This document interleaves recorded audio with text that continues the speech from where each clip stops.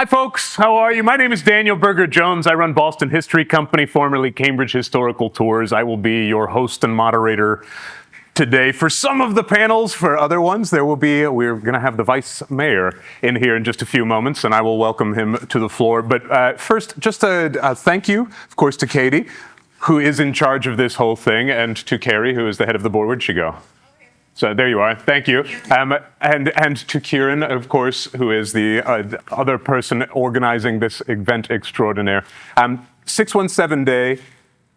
First of all, I think we all know that 617 is the area code here in Boston, but it's also Bunker Hill Day. And what's amazing about this space is not only can you see the entirety of the city to which we are serving here, right, to Cambridge local, there's Cambridge. You can look out over all of it from the top of this building, ironically, in Somerville. But there's a giant Welcome to Somerville sign over there. There's Cambridge over there. And if you go beyond this wall right here, and I highly recommend it at the next coffee break, you will look out onto Charlestown, where you will see the big obelisk that is on top of Breed's Hill, and then next to that is a church tower on the left side, which is on top of Bunker Hill, which is not where the Battle of Bunker Hill took place, but it took place 251 years ago today. 617. It was June 17th, which is why in the 1940s, when area codes were being distributed, and New York said, we want the easiest one for a rotary phone, 212. That's why they got that. 211 was an operator, so 212 was the lowest possible code you could have and the most convenient on a rotary phone. Boston says, give us Bunker Hill Day, 617. So here we are with 617, 617. There you go, right? So that may be a pseudo fact. Don't look it up. But do go and look at Bunker Hill if you get the chance. But of course, the celebration here is all of the local businesses. I am one of them. Small business owners, we make the world go round, with respect to those of you who are in gigantic ones. Where's my friend from Toast? We can wave at you as well. So we've got big and small. This is the celebration of all of us. There is in your folder, if you did not get one, I highly recommend a passport, which you can have stamped. If you go to any of the watch parties, Cambridge Local First will be at those watch parties distributing not just these, but also these fine guides to local shopping. This is the debut of this. You are amongst the first to see them. They will be distributed en masse very, very soon. But take a look at these things. If you are not in them, she's the person you go and attack, not me, by the way. Have at her. I don't want to waste a ton of time. I have stories out the wazoo. If anybody is interested in hearing them, I would love to talk to you. But as we are here today to seek out panels and information that will help all of our small businesses and to try and establish this community and the networks throughout them, I do want to, let's see, is everybody in attendance here? Where'd Lynn go? She's still in the back of the room? So yeah, fabulous. Burhan is here. Everybody's here for the first panel. I'm going to leave it to Burhan to make the introductions of the panelists. If you don't have the information, the good news is right here is the agenda, and I'll leave it right here for you. But without further ado, let's begin with our panel about AI on Main Street. And we'll introduce the moderator, who is the Vice Mayor of Cambridge. This is Burhan Azim. I'll turn it over to you, Burhan. Hi, guys. My name is Burhan. I'm the Vice Mayor of Cambridge. I went to MIT and had a bunch of startups before I got into City Hall. And thank you for welcoming me here in enemy territory. It's always a pleasure to cross lines and be here in Somerville. I'm very excited. I think that I've done a lot of panels in my time in City Hall, and sometimes you get a panel where you're like, this is maybe teaching something to the audience that they already know, right? It's very often the case where a panel is very surface level, very high level, in a way that's not actionable. And, I think about this moment in AI, and it feels like, there's all this hype, all this energy, and maybe it's going to be terrible, maybe it's going to be wonderful. But what it means for you is really hard to know, right? What does that mean on a detailed level, especially if you're not at the cutting edge of developing the technology, but are on the other end of using it, and using it in a way that's reliable, and that you can rely on, and customers can rely on. And I think that there's no better panel than the one that we have here today. Really quite impressive people. I don't think that I could have gotten them in City Hall, but they decided to show up for you guys, so it should be a big honor. I think that we decided we'll let them introduce themselves because, I can't really do them justice. But let's welcome people up one by one. Tim, do you want to come up? Yeah, sure.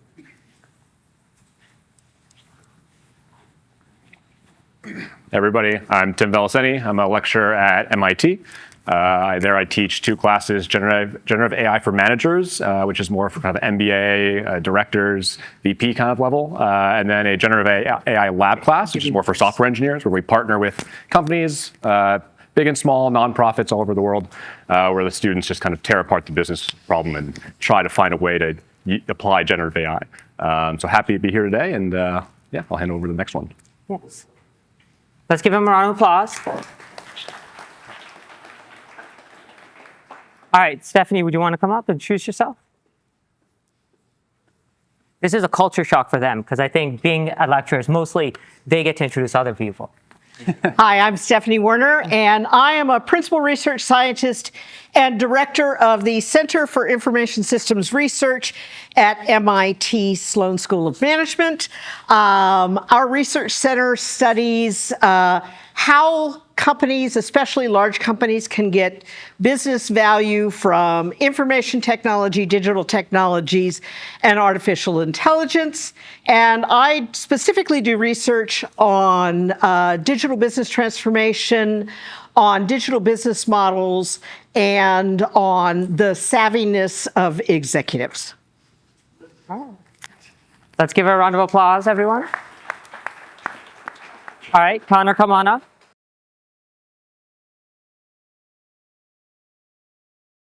Yeah.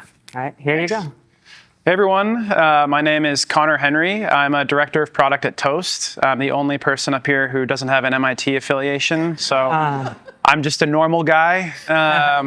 But at Toast, I lead a team that works on growth and marketing products and a lot of AI products, obviously for restaurants. Maybe there's Toast customers in the crowd. But I've been there for 5 years, have kind of lived firsthand the shift in technology, both in my personal, what I'm doing at work, and also the products we're building and the way that we're thinking about solving problems for customers. So really interesting time, and yeah, very excited to speak with all of you today. All right, let's give him a round of applause. Like I said, we have a very impressive panel here today. Now, I have a list of questions, and I think we'll keep it a little bit open-ended so we can really get into the meat. But I just wanted to first start off with, there's a lot of different feelings about AI at this moment, right? It's advancing so quickly, people are uncertain with where it's headed. There's a sense of, what does it mean for me, right? Can I use it reliably in my workflows? Or does that mean that, it hallucinates, it messes up from time to time? Is it really reliable in terms of, consumer-facing applications? And what if you're running a really just quite small business and you don't really understand all the technology, right? So I just want to kind of start off with that framing and ask you guys, do you guys think that this is an opportunity? This is a moment of excitement, of opportunity, of caution, or just a lot of uncertainty? Let's go around, and then we'll get to more targeted questions from there. I think it's absolutely a time of uncertainty. We were just talking, debating over there. I mean, even the engineers at Anthropic and OpenAI, they don't know where this is going. And sometimes that can be an advantage to all of you guys in the audience, right? They're not the experts at prompting and preventing hallucinations and whatnot. They're the experts at engineering a model and having it predict the next word, which is remarkably useful. Mm-hmm. It's also clearly a generational shift in technology. I mean, I probably shouldn't need to convince everyone that. I think we can all see that this is helpful and useful, or can be. It can also be harmful. I was consulting with it was a transit company, and they were asking me this question of well, what happens if it hallucinates? What do I do? How do we get rid of that risk? And I say, well, if you were training a new intern or an employee and they said the wrong thing or they made an error, what would you do? You're like, oh, well, I would, correct them and train them a bit, maybe monitor them a bit more, and you can do the same thing with AI. I think there's a lot of tangents to managing teams with AI and making sure that you're giving it all the context and tools necessary. I think people have thoughts in their head of what they want it to do, and when it's not perfect, they freak out and say, this isn't going anywhere. And I think the better way to think of it is just It's kind of like diving into a cold swimming pool. You can either wait for hallucinations to go down perfectly, and you can wait for that Reddit post that, maybe it's a beauty salon and they found a way to vibe code something that was perfect. And now that's validation for you to do it for your salon. And that's kind of like the putting your toe in the water and being very slow about it. Or you can just dive into the cold swimming pool. And I think that's the better way of going about it, where you spend your evening tonight just working and tearing it apart and playing with it in weird ways, and you'll become a much better expert at AI in your own use case, your own kind of small business application, faster than anyone else would be. I'm going to say ditto, that it's all of the above. I think one of the hardest parts of this current technology is how fast it is. I mean, in my research center, when I came to MIT in 2000, we were looking, in fact, I had a National Science Foundation grant, and the name of the grant was, what will the internet mean for large companies? So think about, that was the big question in 2000.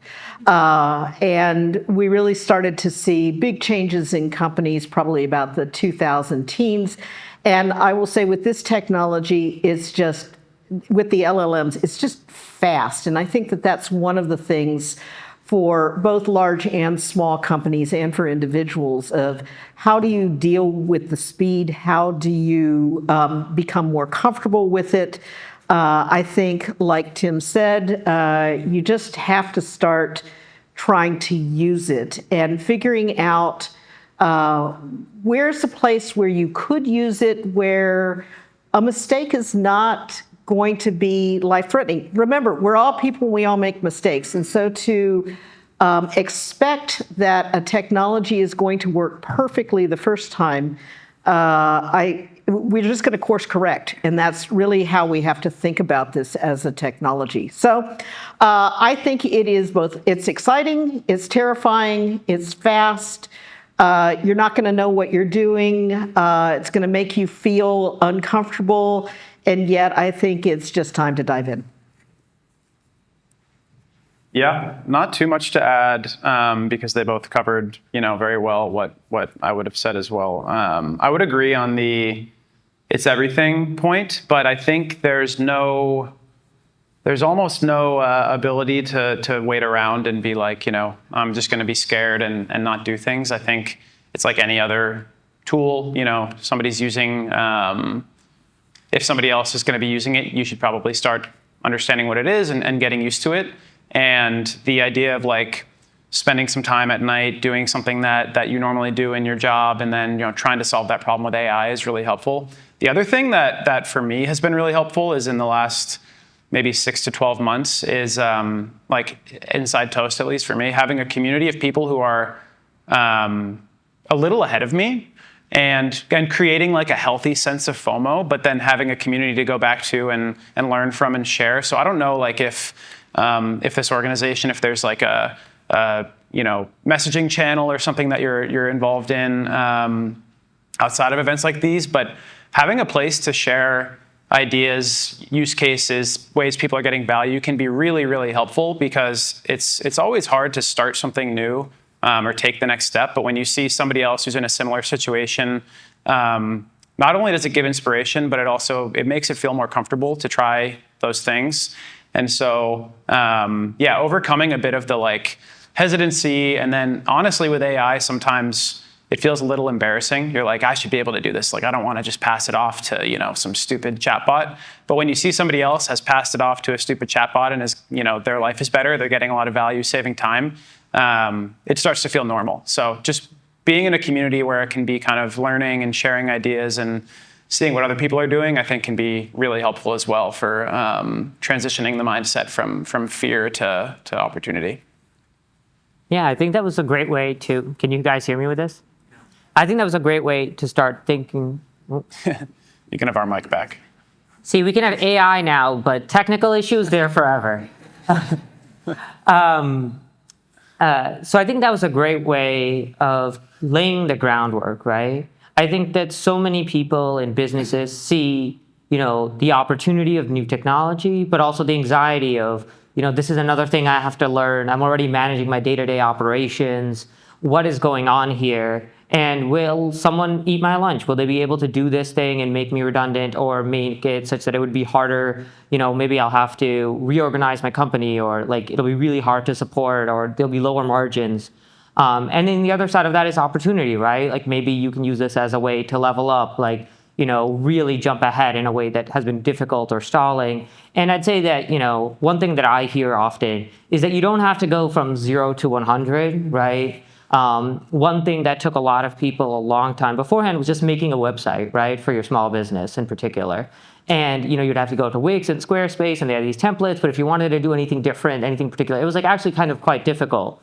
And one of the simplest things that I hear often is like, hey, just like making a website with yourself was like one of the things that's made it easier with this technology. That's not the most advanced thing that you can do, but it's very meaningful and direct, right? Or just like going through, connecting it with your emails and just going through and finding that permit that you couldn't find that was like 2 years ago, and now it's time to renew and you can't find that paperwork, but maybe you can get the AI to just go through all your emails and find that paperwork again, right? Like small little meaningful ways can be really, really impactful and hopefully make your day-to-day life a little easier. And however you feel about it, it's here, so we got to learn to adapt. I think that as part of adapting is also to kind of understand of where do we think things are going, right? We kind of have a sense of where things are right now, maybe a little bit, but where are they heading? I think for Stephanie in particular, I had this question of around AI business models, right? Of like, where might AI be going, particularly on the enterprise side of it? And what are smaller companies, things that they should start thinking about doing as well? So this is research that we've been doing and talking to companies about what could they be doing with agents in AI. And one thing that I think every company is doing is they're bolting in AI into their current business processes. How do you do business? Where can you do something where AI, where a chatbot or a technology can take out some friction, where they can make it easier for your customer to interact? I think the two things that you want to be thinking about as a company is, where do you need a human in the loop? I mean, where is it so important that you want to make sure that a human reviews everything? And are there places where you could automate, you could use an agent, and could you represent your customer? So instead of just assisting them, is there something in your business where you can say, give me the outcome, and then we're going to do this and make it easier for you? And then the other way that we think about it is that, can you use the AI? Are you going to do this in a very strict, structured process way, or is it going to be really adaptive? But I think for small businesses especially, let's talk about what are the kinds of decisions that you need to make that are going to be so important that you should have a human overlook them? And then are there things that could be automated? That are there decisions where, if you're like me, you make a lot of decisions where it's not very high risk. I can always go back, I can change my mind. And with those, maybe you could just go and have an agent go ahead and take that and run with it, because you can back out of it. Yeah, so I'd love to make things as tangible as possible for people. So what does automating it look like in a practical sense? Are we talking about every day you should wake up and ask, Claude or OpenAI or whatever, like, what can I do in my day, or answer all my emails, or like, what does it specifically look like, especially if you're not, deep into the tech world? So one, let's put it like for you as a consumer, where you have an account at Fidelity, and I don't know that they do this yet, but what you could say is, I have an outcome, and my outcome is to have a portfolio that looks like this. I'm going to go and deploy the agent. Here's what I want my portfolio to look like, and I want the agent to rebalance my portfolio every month so that it fixes and looks like that. So that's what I'm thinking about in terms of, you set the goal, you automate it, and until you decide that you want to rebalance, that you want to have a different kind of portfolio, it just doesn't every month and you don't even think about it. Instead of having a financial advisor that calls you every 6 months and says, look at what's happened, you need to think about what you're doing. But yes, you could set up an email. I know of companies where every morning a person gets up and the first thing that the agent has done is gone out and gotten the weather report. They've gotten the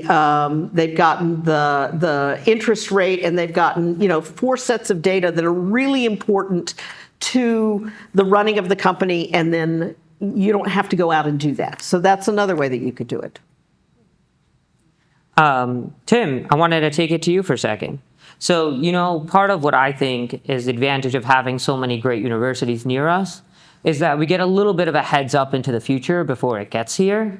And so I think, what are some projects that you've seen that have been really successful in the Gen AI Lab? What are some of the underpinnings of what's made these projects successful? What do you think is coming up next? Yeah.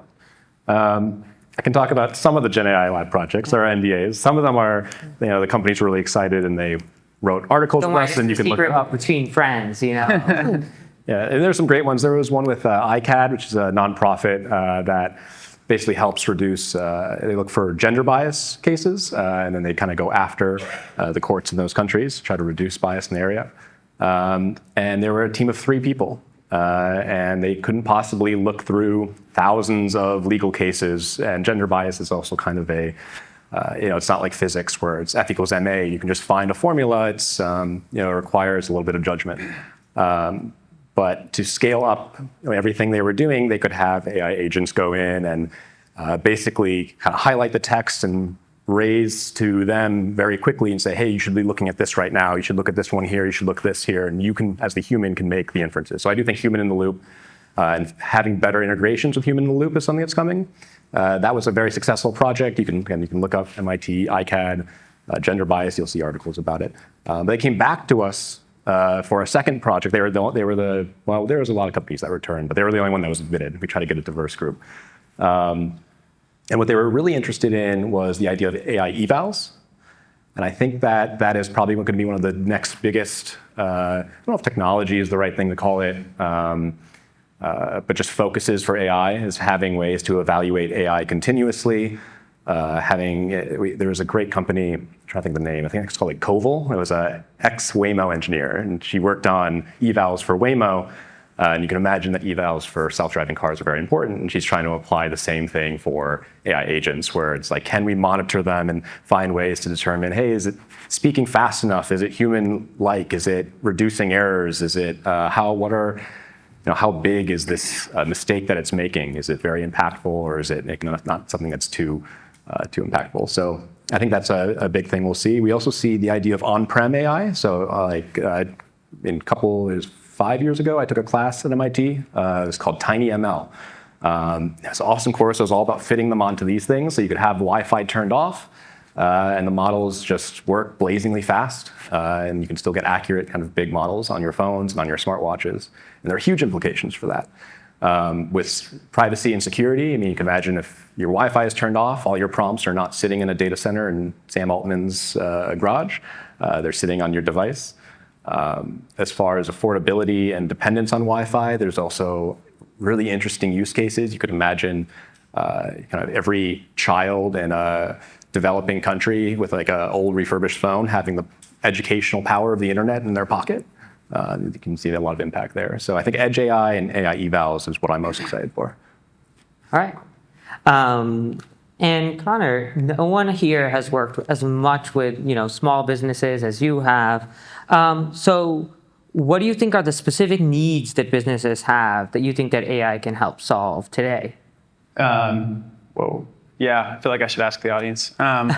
So obviously, I know restaurants. So this, my understanding is based on talking with restaurateurs and owner-operators as opposed to other types of small businesses. But I would assume a lot of the same themes apply. Generally, what we have been finding for years, before AI, since AI, or not before AI, but before the current age, is that people just want more time back to do what they prefer. So in a restaurant context, it's like, I got into the business because I love the community, I love cooking. I don't like going to the back office and doing accounting and writing emails and whatever it is. And so we've forever been trying to build tools, products, et cetera, that help make that easier, save time, do more of the work on behalf of the operator. And that is the same problem we're trying to solve now in this new world of AI products and AI agents. And so that is what is consistent for us, is just people want to do less of the things they like less. And so it's like, what are the mundane tasks that are part of the business that you don't love to do? Again, accounting, marketing, payroll, picking who's going to work when, whatever it is. And those are the things that we're also seeing a lot of adoption from our customers on the different functionalities we're building into our, we have Toast IQ. It's like our AI product. Those are the things that we're seeing customers actually adopting, is chatting with the chatbot and saying, I actually want to just do this thing every week, do it for me, run on my behalf. It's getting a ton of adoption, but then the things that we've built that are more like, data analytics and stuff like that aren't, because that isn't what people are interested in spending their time on and getting time back from. So it's been really interesting, and it's a really fun new way to try to solve that problem, because some of the things that Stephanie was mentioning on automated agents, right? Even in my own life, I'm doing the same thing I'm describing we're seeing small businesses want to do. There are things that I do in my job that I don't like doing, like the wake up in the morning and get the brief. I have that, which pulls in all my chats from the day prior, emails, meetings, meeting notes, and basically tries to identify if I've forgotten anything. And it helps me, because that's a lot of mental load. There's 50 people on my team. I have to remember, what they care about, what their motivations are, things like that. And so having that little loop run that helps me be a better manager and leader and understand, what I might be missing and forgetting about the conversations I've had with people has been really helpful. And so I think stuff like that is applicable whether you're working at a big stupid business in the seaport, or you're working at a small business, or you're running a small business. I think it's the same theme of getting time back to focus on what you prefer doing. Yeah, that was great. As I digest everything that's been said, I think, so much, not of every small business, but a good chunk of small businesses is the physical act, right? As of creating, whether it's, pottery or food or, clothing. And then there's all the other pieces of the business that everyone has to do. And if you think about AI as a way that can get you that time back so you can focus on part of the job that you enjoy, that gives meaning, that is distinctly you, I think that would be the best case scenario, right? And I think we hear all of these scary things of, massive job loss, right? And the way that, I've spent a lot of time thinking about this and talking to people in the community is hey, if we end up with an outcome of 50% unemployment, that is terrible, right? You think about how many people have lost meaning, lost pay, and no amount of government, supplement is going to make, that okay. But on the other hand, if you think about it as everyone just has to work 20 hours a week instead of a 40-hour work week, that sounds pretty good, right? And it's kind of the same thing, but it's up to us as, innovators, as, big companies, as small businesses, as policymakers to make sure that we get those good outcomes. And, as I was looking through the literature of it all, it's before the Industrial Revolution, people used to work closer to 60-hour work weeks, right? And now we have 40-hour work weeks. And it took, a lot of pain to get from point A to point B and labor movements and all that. But, there are really positive outcomes, and so much of it are decisions on our part. And so hopefully we can put it into a direction where it's taking away more of that sorts of work that we didn't want to do, or it's a little bit tedious and annoying. Or, apologize to anyone in the audience who really loves doing paperwork. You're welcome to still continue doing it. But that was a little bit, yeah. Can I build on something that Tim said in terms of, we're all talking about automating the things that we hate about our jobs, but he also talked about you can also innovate with AI too. And I think that we're missing a real opportunity if we don't think about how we can use AI and to do things that we don't know how to do. So for instance, I do a lot of statistics. I actually love statistics. I mean, there's really nothing better than a new data set, a big cup of coffee, and some loud music. That to me is one of my ideal days, and that's why I work at MIT. But I don't know everything. Like I had some data and I looked at it and I thought, I think there's something there, but I don't know cluster analysis very well. But I can use AI with a good prompt to say, what is in this data? How can I use this data? And so I think that just to focus on automating, we're going to miss something about the innovating and about finding something that's really exciting in the data that you have as a company. I mean, think about what your customers are. You've got information about your customers, but you might not know something about them that you could take the data that you have at Toast or through the Toast systems and what you have on your own internal systems, and you might come up with some kind of insight that would have been impossible to do. And I think that just to look at automating, we're going to miss some of that. No, I love that. That's super exciting. And I think that, there's all these different emotions we get with it. So it's helpful to also focus on all the great things. You too can go and download your Toast data and do cluster analysis at home now. So it's very exciting. Any tangible thoughts, building off of that of I think we talked about cluster analysis, a technical thing, but what are some stuff that, maybe people who are looking at the customers, they do want to download that data. What are some fun things that they could do that maybe are a little bit mathy that they wouldn't have thought to do by themselves beforehand? You could segment your customers. Put a spreadsheet, anonymize your data. This is one thing that I would say, be very careful about the data that you put into an LLM because the LLMs are going to take it. They're going to train off of it. Just be very careful, but anonymize and then just start asking questions. I mean, how many different kind of customer segments are there? What's their characteristics? I don't know, go Tim. Yeah. No, not Tim. Sorry. No, I actually have an interesting one from a customer conversation I had on Friday. We were talking with one of the partners of Emily Loves Pizza, Emmy Squared, Blue Slipper, Ruby Slipper. They're like a New York and New Orleans-based restaurant group, and they've been downloading their guest data from Toast, not anonymized, but they do, technically it's theirs. And then essentially running it through ChatGPT or whatever, they're taking it offline and doing trend analysis to try to understand just insights that they might not have been aware of about their guests. So what food items, people who order different food items, what do they become? If you order this as your first thing, are you more likely to retain later? If you visit X amount of times in Y time period, are you more likely to become a loyal guest? Stuff like that. And then they've been using that to evaluate menu changes and also do targeted marketing campaigns. And this is something that they're just doing on their own, completely taking the data and to Stephanie's point, playing around with it and getting creative and innovative. And it's super cool. And it's helping them, feel more empowered to do more interesting marketing, to own their menu changes a bit more effectively, and just feel comfortable with all of this data because they probably have 100,000 guests in their guest book or something, and they don't obviously have a way to deliver hospitality to all those people in a really meaningful way.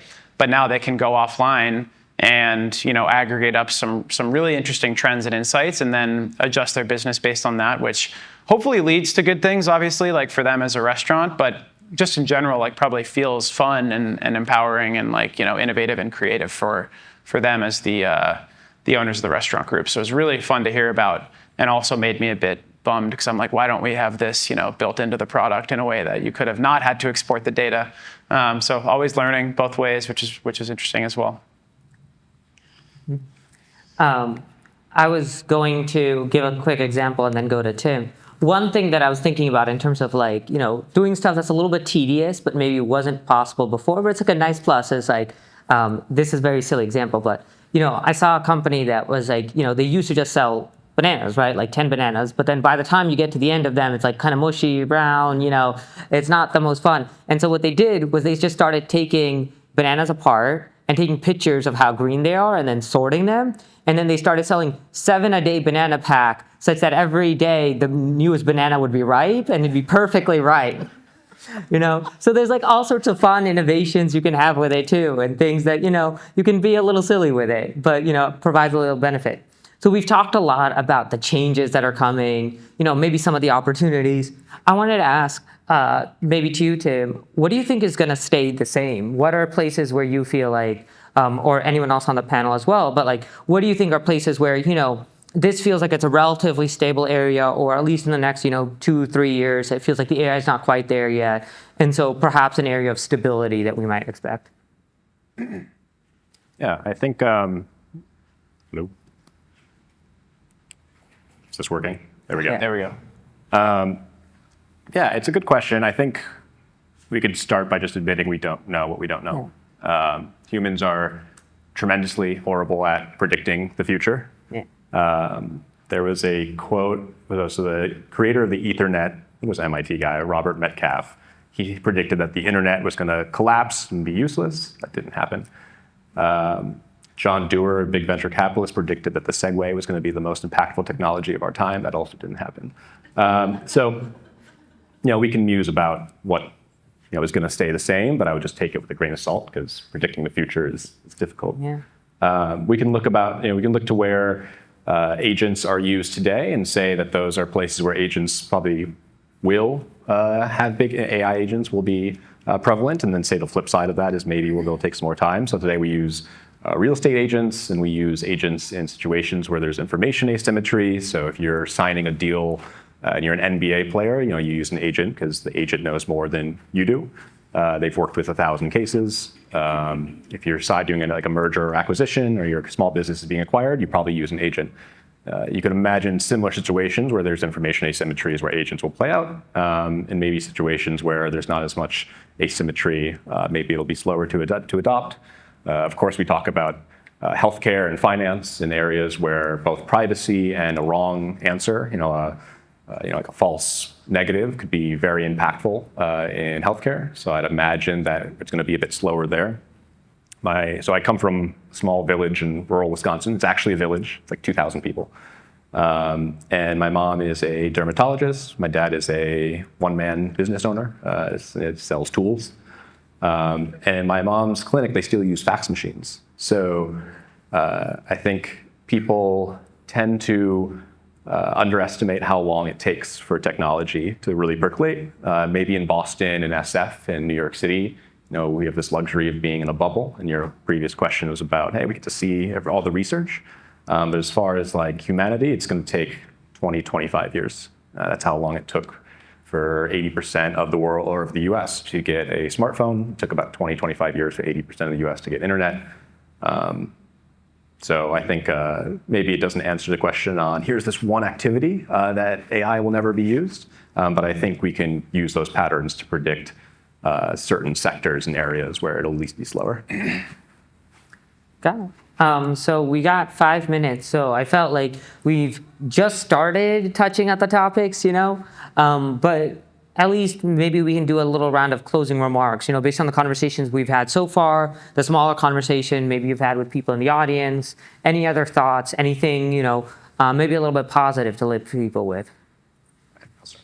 Yeah, I think ideally you guys walk away from this at least feeling motivated or empowered to open the laptop and try something new. For this morning, before I headed over, I hopped on Lovable and I just said, hey, play the role of 10 different small business owners in different sectors and salons, restaurants, you name it, gyms, and come up with 10 mock-up tools. And I'm already seeing ways of like, an invoice builder, or a way to automate analytics, or if there's something that you're spending a lot of money on and you want to kind of fight the big man, you can try to automate away some of your SaaS costs. Sorry, Toast. But find ways to just chip away with it. I think if you get started today, you'll thank yourself in a week. You'll thank yourself in 10 months. You'll be surprised at how much progress you can make.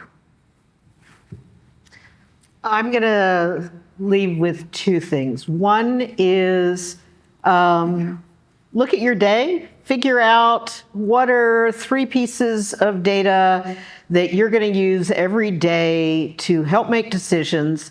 and figure a way to get those into your email or your messaging app so that you can look at them first thing in the morning rather than having to go find them and then make a decision. So set yourself a goal of figuring out how you're going to automate that, and then you can build on that kind of capability. The second thing that I would say is kind of going back to the question about what's going to stay the same. I think that Tim is right in that there's a lot of inertia. It takes a long, long time for businesses to change. And when they do change, they often, it seems like, in the blink of an eye. But some of the things that stay the same are going to be with your people. You're going to have, your people are going to continue to be one of your most important assets. And what you want to be thinking about is how do you use the technology so that you get the most out of your people? Do you want to have your people actually interacting with your customers? Is that where you're going to have a great customer experience? And so if that's the case, then figure out how to go and use the technology, how to use the AI, how to use what Connor is talking about with Toast as a way to give more time for those kinds of interactions. Because those people, that's not going to change. Your technology is going to, but your people are not. Yeah, love both of those. When for this, it comes back to me to something we talked about when we connected on Monday of like the core product and hospitality and service that you're all providing is it's a real thing. It's not a chat bot, and it's not replaced by the internet. And whatever happens, back office, digital, etc., the best part of life is still in-person interactions and going to places and the people and what that experience looks like. So there's a lot of stuff that you can do, and I fully agree with all of this on taking the time, optimizing some of those things, learning the tools, but just continue. I would say the most important thing is continuing to focus on the product that you deliver, and again, whether it's food or if it's a salon or a gym or whatever it is, people are going to come in because they love the product you have and the experience you provide, not because your invoicing is efficient or because the marketing email is written effectively with AI. So it's on the same question of some things change, some remain the same. The products and the services are going to remain the same in person, and people are going to continue to want those in-person experiences, and everything else is ideally can be easier to do and faster around the outside. So that's how I feel as a consumer. Certainly, I'm still doing the same things I did 5 years ago. I just receive more emails that I can tell were written by AI now, but I still go to places because of the products they have and the experience they provide, not because of the operations around it and the digital presence. So that's what gives me optimism and excitement is people can spend more time on making those products and experiences even better. Can I say one more thing? Just in case there's still skeptics or folks that are saying, hey, I still think it's going to be net, detrimental to small businesses. I do want to also make the point that, so the internet was kind of the last, big technology. We had social and cloud and stuff, but the really big one was the internet. And I do think the internet was hurtful for small businesses. It certainly hurt my father's business. The ability for some multi-billion-dollar company in Germany or Amazon to, basically have the information in a blink of an eye and reach out to all your customers, faster than you can and know about your pricing was probably not great. But AI is it's a fundamentally different technology. I think people like to compare it to the internet because of the size of the impact it can create, but it's not about information percolation. It's basically a computer. And if you can use that computer to effectively have the same quality and size data science team that a big company has, and you get to have that as a small business, then all the more power to you guys, right? The Amazons and the forward deployed engineers at OpenAI and Anthropic, they don't know your customers, they don't know your workflows, and you do.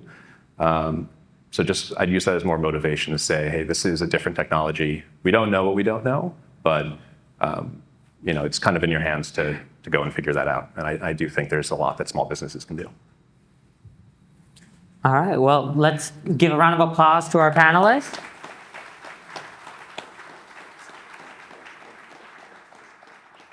Thank you guys for coming out. It's a wonderful way to spend, your Wednesday morning, I'm sure. But I appreciated you all coming out. I think it was a great discussion, and hopefully just something to think about in the back of your mind as you go about your day. And hopefully it leads to some forward motion or some action, or you came here today with a few things you want to go out and try at home. Thank you.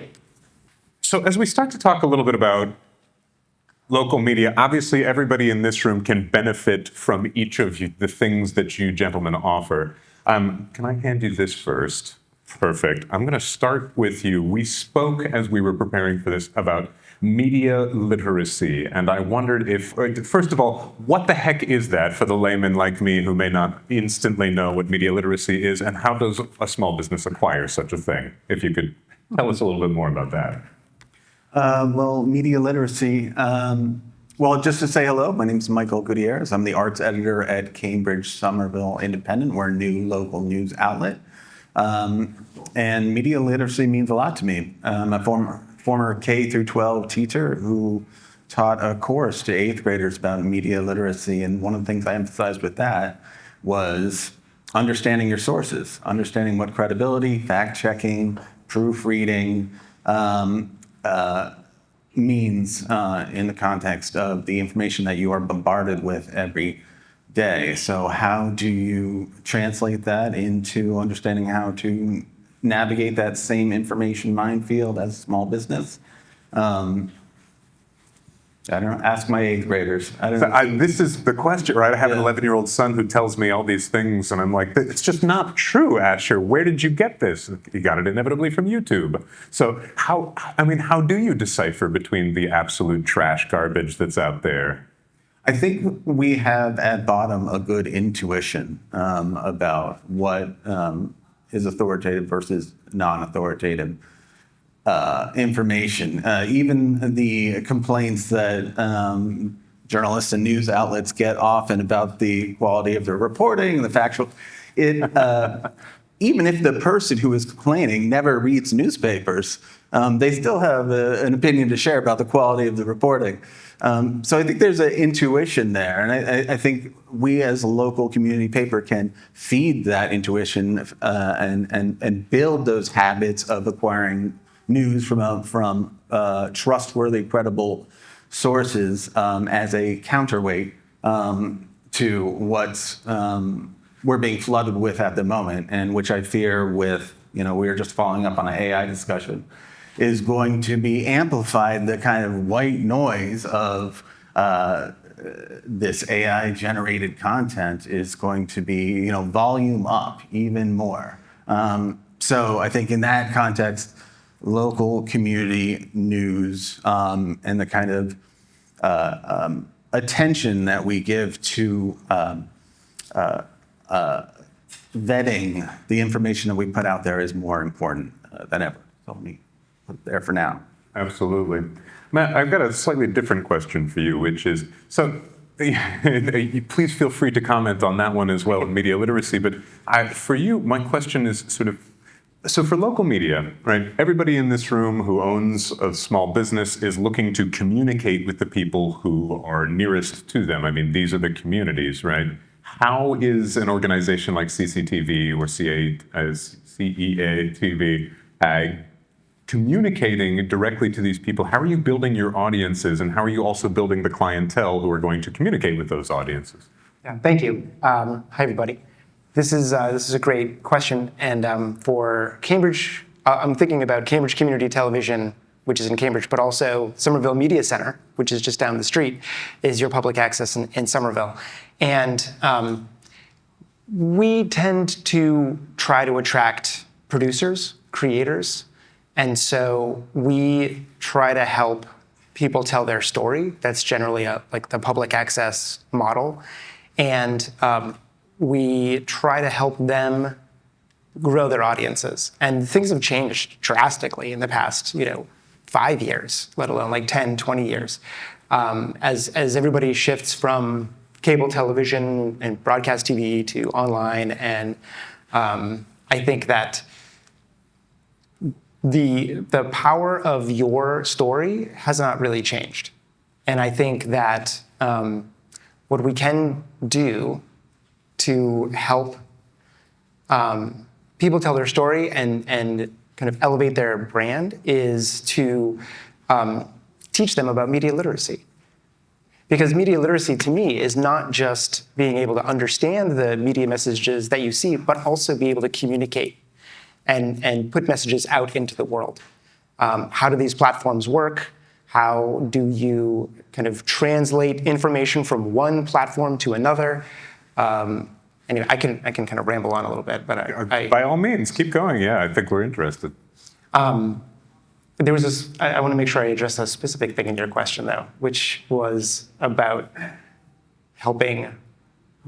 Could you ask it again? So, yeah. Sorry. Again, how does a community like this, how do small business owners continue to grow their audience and the people that they're being exposed to via these outlets? And similarly, how do you folks, as the outlets, continue to grow the community of creators and producers of this content? Yeah, I started with it, and then I started going off on my own tangent. But I think really it is story. It is your personal story, because I think the thing that sets us apart, the thing that makes us individual people, individual organizations, is the specifics of your story. And those, I think, are the things that are actually going to be more and more important as there's more and more information, and I would even say more and more generated information that's online. And a lot of generated information is, perhaps generic. And so how do you differentiate from that? Having access to tools, which is what an access center does. You can learn how to use tools, cameras, microphones. You can access a studio, which lets you set up in front of a background, a green screen, or even create a set. Those are things at a public access center that can help you tell your story and create video and audio and get it out there. The other thing that is a real benefit of a public access center is there are other creators there. There is a community of artists, communicators, journalists, professional media makers, amateur media makers that you can interact with that are also trying to tell stories. And there's a really powerful community there. Fabulous. Thank you. I'm going to hand it over to Mike for a moment, and if we could bother you, Mike, one of the issues that I'm sure local media outlets are facing right now is this, I don't want to call it a misconception because I think there may be some truth to it, but the idea that I can set up a green screen in my bedroom and then I can deliver that story, that information to people directly over social media. So there are still huge advantages to local media outlets over social media. I wonder if you could speak to some of those and how you're both working with and fighting against that concept, that idea. Yeah, thank you. I actually want to survey the audience briefly. How many of you know what Cambridge Day is? Not all of you. How many of you subscribe to our newsletter? We need more hands there. Sign up for our newsletter, get it, send it to me, we'll get you some swag. All right. How many of you know that we have a Facebook presence, an Instagram presence? We're on Blue Sky. A lot fewer hands there, right? How many of you have seen this? Okay, more hands, right? Like this is our problem in the media world, right? Which is we need to be everywhere our customers, our readers are. And it's hard to be everywhere, and it's hard to be everywhere and look like you know what you're doing. Like if you haven't been to the video is super important, especially on social, right? And if you don't really know what you're doing on video, you can go viral for the wrong reasons. So taking some CCTV classes or some of the media center classes on how to look better and present better, like that's important for us. It's not stuff that we needed to know 15 years ago necessarily, right? So we have this problem of a really fragmented media environment, whether you're coming at it from a how do I get the word out about what my business is doing, or in our case, how do we get people to pay attention to what we think is important in the community, to the things people are telling us they're involved in and engaged in, how do we cover that ground? And where are we going to find those people? And particularly with the age split, the demographic split of, I would say people under 30 are way more likely to respond to something on social media that's video driven, whether it's a message from an advertiser that's clever and creative, or whether it's a story like the stuff that we're trying to do. So we started to try to do more social video, particularly on Instagram. But how does that translate to some other site like Reddit or Nextdoor or name your site? Like, you can't really be everywhere. You can automate, like you can automate a fair amount of it, but it's never really quite as good as having that personality, that presence that makes you distinctive. And for local publications, local businesses, a big challenge with the algorithms now is that people don't see it. They see what people are scrolling, but people, it's hard to sort of get attention, and then you have to get the right attention. Like if we have a story go viral, that's probably actually not very useful for us as a local publication, because most of those people probably, like if it's really viral, there's 50,000 households in Cambridge and 30,000 or so households in Somerville. Like, we want those households. We want to go viral there. We don't really care about, who's in New York and looking at us, or who's in California looking at us. And that might not be as true for your businesses, right? Some of you maybe have websites where it doesn't matter where you're shipping to. But for us, what we want are not so much eyeballs as people who come in through the door multiple times a month, a week. There are some people who read us every day. I wish there were more, right? But that's the big challenge of how do we get people to connect with us, to sort of think of us first when they're looking for local information, rather than going to social media just generally and seeing what's in their feed and then forgetting that we exist. That I think is our biggest challenge in media, is especially in local media. It's not so much getting the attention, it's keeping the attention and making people want to come back, and maybe from a media literacy perspective, do more than read the headline. The number of angry emails that I get about some headline. It's like, did you read the story? Did you look at what was in there? That's a big challenge too. It's so much work though, reading the whole thing. The headline gives you the basic, but it's interesting what you're talking about, the breadth, right? So again, my company, same thing. We do on social media. We have great numbers, but people are emailing me from Australia saying, "Hey, great thing." They're not going to take a tour, right? It's like, so hitting that local community. And Michael, you discussed this when we were building this conversation earlier, is the power of local media is you get to build a local community who is going to respond better to your businesses. How do you think local outlets are helping to build that community, and what is the advantage of having this community? Well, I think you can do it in very direct ways by being a media sponsor and helping shine a spotlight. But we do it in small ways every day with the stories that we're putting out, by listening to local voices, platforming local businesses, platforming local artists. I cut my teeth mostly as a journalist writing on the arts. And I found if you want to really get to the core of where the community is at, I think the arts is one way that you get there. And we're a room full of local businesses, and I found those two stories dovetailed a lot. I'm sorry, can you ask your question again? Maybe it's a coffee buzz. Yeah, no, when you build these local communities as opposed to a broader one, I mean, I think we can see the common sense advantage of that. But what is it that you folks are trying to do when you're building these local communities? Is the goal here to sell for us? I imagine. The goal is to find the real human beings in the room and not live in this virtual echo chamber of internet phantoms and ghosts, because those real local human beings are the ones that are going to matter when it comes to business, the arts, the elections.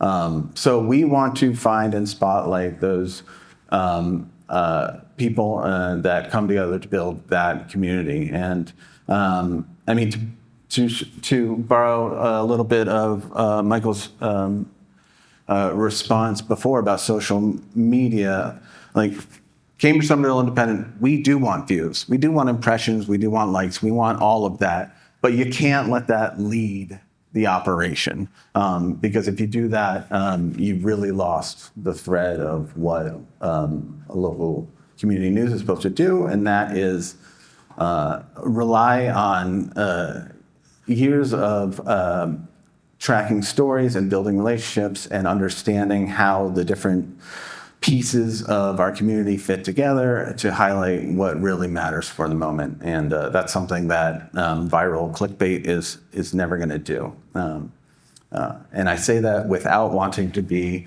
the finger-wagging scold that says, read the article, not just the headline. By all means, read the headline. But dig in a little deeper, you might find and like what you find. I love that. I mean, I think it's your guys' job to get people the heck out of their houses, because you're not going. This is another thing I tell my son. You think you're going to make history scrolling on YouTube? No, you got to go out there and like kick a soccer ball and maybe get in the Premier League. Yeah, right. But we can dream in this World Cup environment. Matt, here's a question for you. When you are educating a student or somebody who has just gotten a brand new, idea in their head that they're going to come into CCTV and make a product, what advice would you give to them? Whether they're a business owner trying to sell something or a person with a great story or an idea or a piece of fiction, doesn't really matter. How do you stand out in this world of absolute inundation in the media? What advice would you give to somebody? I'm going to start with a story. Please. Because a couple of years ago, and I hope if anybody knows him, I hope he doesn't mind that I mention his name, but a gentleman by the name of Bobby Lucas came into CCTV with an idea. And he wanted to help formerly incarcerated individuals tell their story. And he had an idea, but he didn't know what it was going to look like. And he talked, I think over the course of months, he talked to CCTV staff, he talked to friends, he made connections, and that's probably the most important advice I would say. Think about it. Do some writing. Talk to some friends, talk to some coworkers. Come up with the thing that you think you want to see, or imagine yourself as a viewer, and what would you like to see? What would help you understand what you're trying to convey, whether it's trying to sell your product or trying to get people into your business? What is that story? And the more, well, let me finish Bobby's story, because he ended up making a podcast, and he got, and now he's made like over 150 episodes of this show called The Bounce Back, which is really popular on YouTube. I think he's even kind of become a local celebrity in some circles. And the story, and that's because these stories are fascinating. They are interesting, they're real, they are full of heartache, they are full of celebration and success. And that story idea, developing that, I think is what propelled him and what made a successful show. And it's continuous, and it's, check it out, Bounce Back on YouTube. So I think it is trying to come up with an idea of what you want to see. And if you don't have that yet, that's okay. Talk about it. Talk about it, get some feedback. I love that response. As a very personal, on a personal level, I agree wholeheartedly with that. If you can get to the sort of meat and flesh it out and make it something. To use an example for us, for years, we're trying to tell people, yeah, come take a tour, come see Bunker Hill with us. Isn't that one? Yeah, nobody watches that. Nobody wants to hear that story. But if you say, Captain John Stark from New Hampshire, salty old crusty Yankee, standing in front of the line, realizes he has 9 bullets per man, so he walks 25 yards out in the middle of Bunker Hill, nails a stick in the mud, and he says, don't shoot them until they cross that. And we know that is don't fire till you see the whites of their eyes. But you tell the story and suddenly people want to actually use the product, as opposed to, you want the connection. You want that human connection. I think that's how we relate to each other, is via story. Speaking of human connection, Mike, a question that I had for you, because you had mentioned a little bit, we're at a point now where, because local media outlets are struggling to fund themselves in the current political environment, because there is sometimes a lack of resources, AI bots are being sent to cover town hall meetings and respond to those and put those out, and we're relying on that more and more. I think there is a double-edged sword when it comes to AI, right? We have this ability to use this tool, as we just heard in the previous panel, for great good. We also have detriment in the world of local media. Here's my question. Yeah, I was going to say, if you could probably go just off of that and comment a little bit, but my question for you is, what are we going to do about the lack of journalistic integrity that is beginning to seep into the greater media, and how's local media addressing that? When you choose a story, do you have a filter, or is it like anybody who comes, go for it? There's about 6 questions there. Yeah.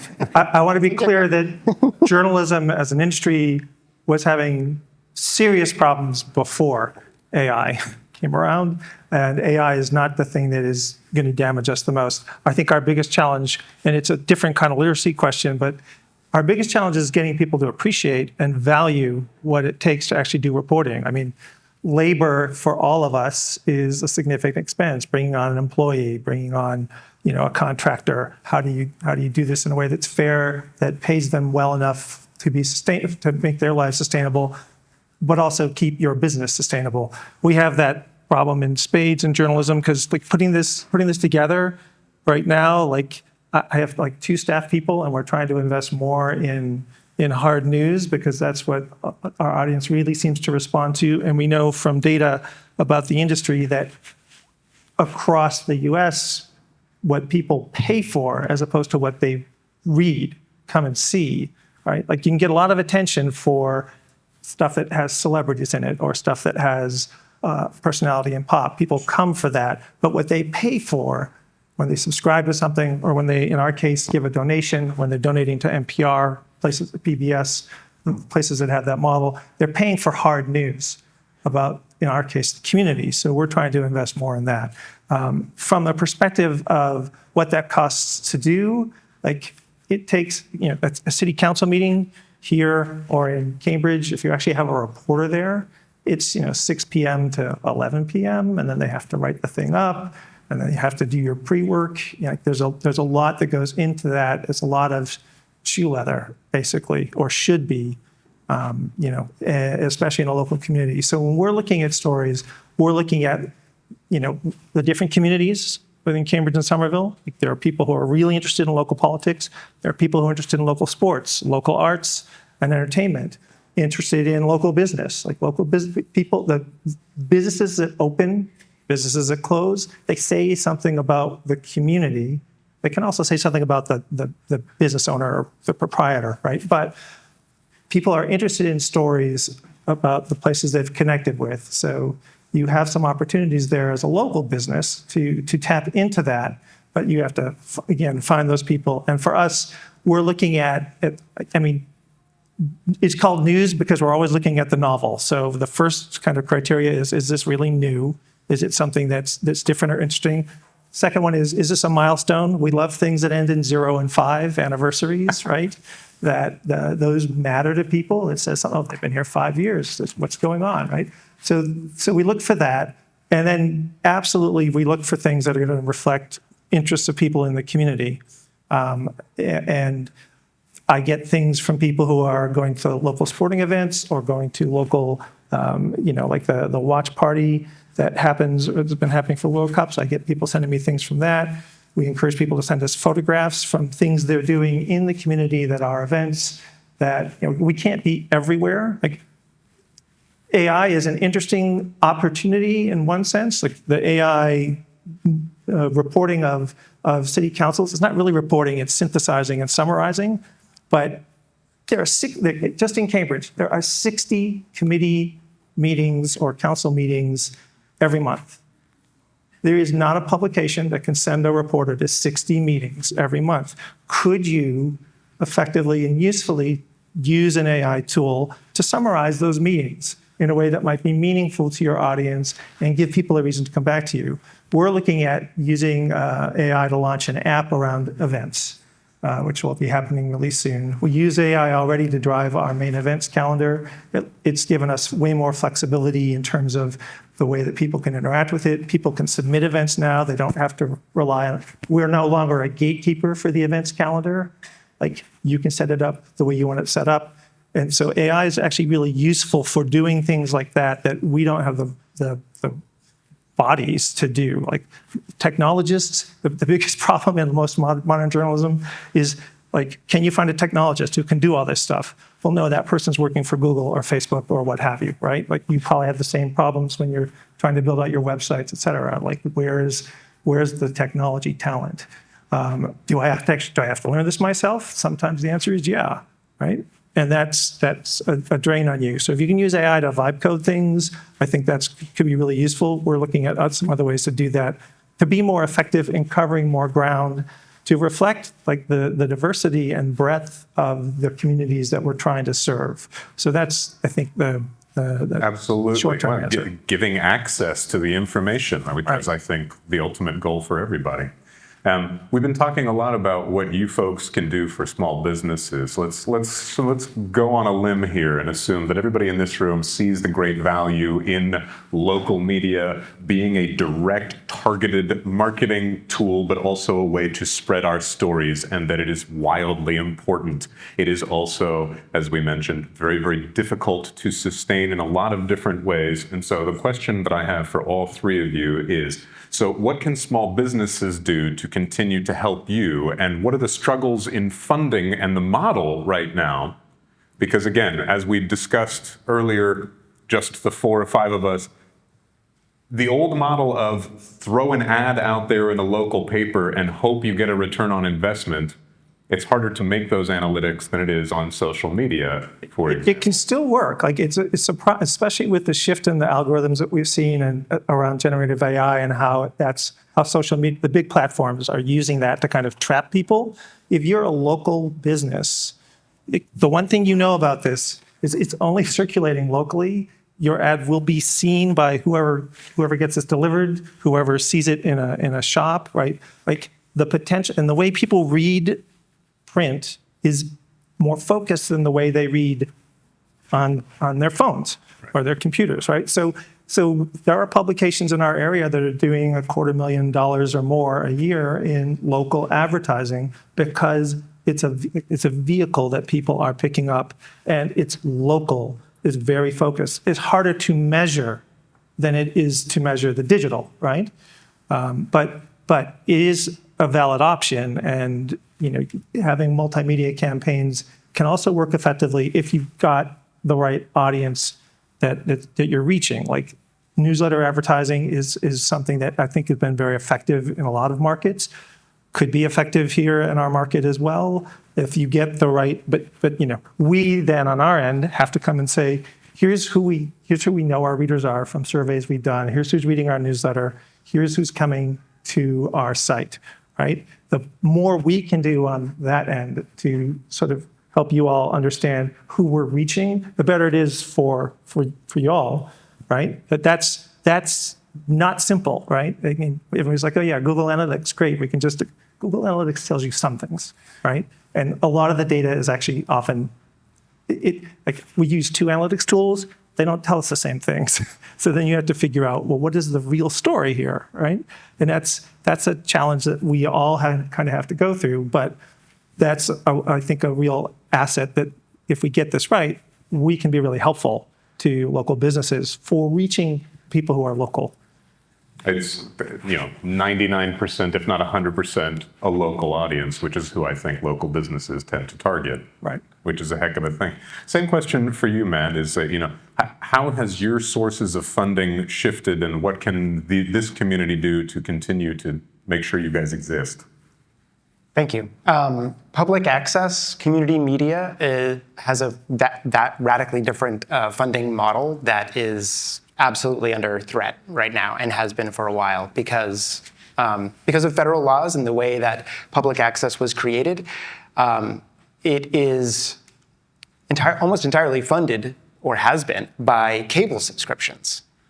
So as we all know, who has cable, right? Some people do. Some people still have cable and they love it. Sorry, I mean, no, nothing against cable subscribers, but those numbers have been falling drastically. And so public access centers all over the country have been closing because there is no funding model that exists right now to replace that. Because for some, like in Cambridge, we're talking about hundreds of thousands of dollars. That's a large number to make up with like grants and donations, right? So we're all trying different things. We are trying to do more production for hire, so you can potentially hire CCTV to produce a video for you. There's an interesting loophole there where CCTV won't be able to air any commercial product. Oops. I accidentally touched the button. Cut yourself off. I cut myself off. So let me say that part again, because most public access won't be able to air a commercial product because that is against federal law for how these stations operate. But they can help you produce your video. And chances are they're going to be much less expensive than an ad agency that you call. But it's going to take more work on your part because you have to know your story and you're going to be actively involved in writing the script and being the talent and finding the shots. So it's a different experience, but could potentially be very valuable for you and needed money for Somerville Media Center or Malden if you're in Malden. The stations are also really kind of doubling down on the idea that community is important. So we're trying to get people in, we're trying to be connected to local government, we're trying to help people access all of the meetings that exist, we're trying to help people tell stories about that. You can underwrite, we can say this program brought to you by local business. That's a great way that I think a lot of public access centers haven't really explored that much, but I think there's a lot of opportunity there to just get your name in front of people. Most public access, of course they exist on a cable channel because that's kind of the requirement, but they're also on YouTube, they have their own broadcast. So you can talk to them about audience numbers and what that would look like for you. And then there's places that are also trying journalism. They're trying to partner with local papers. They're trying to do their own journalism and looking at subscription models. There's a lot of different things that people are trying. None of them are like a really easy or successful answer just yet. A lot of places are just trying to figure it out. You guys just need a Wayne's World. That's the public access. we need a super paradigm. Wayne's World. Yeah. You need a new Wayne's World to come in and just smash it all out of the park.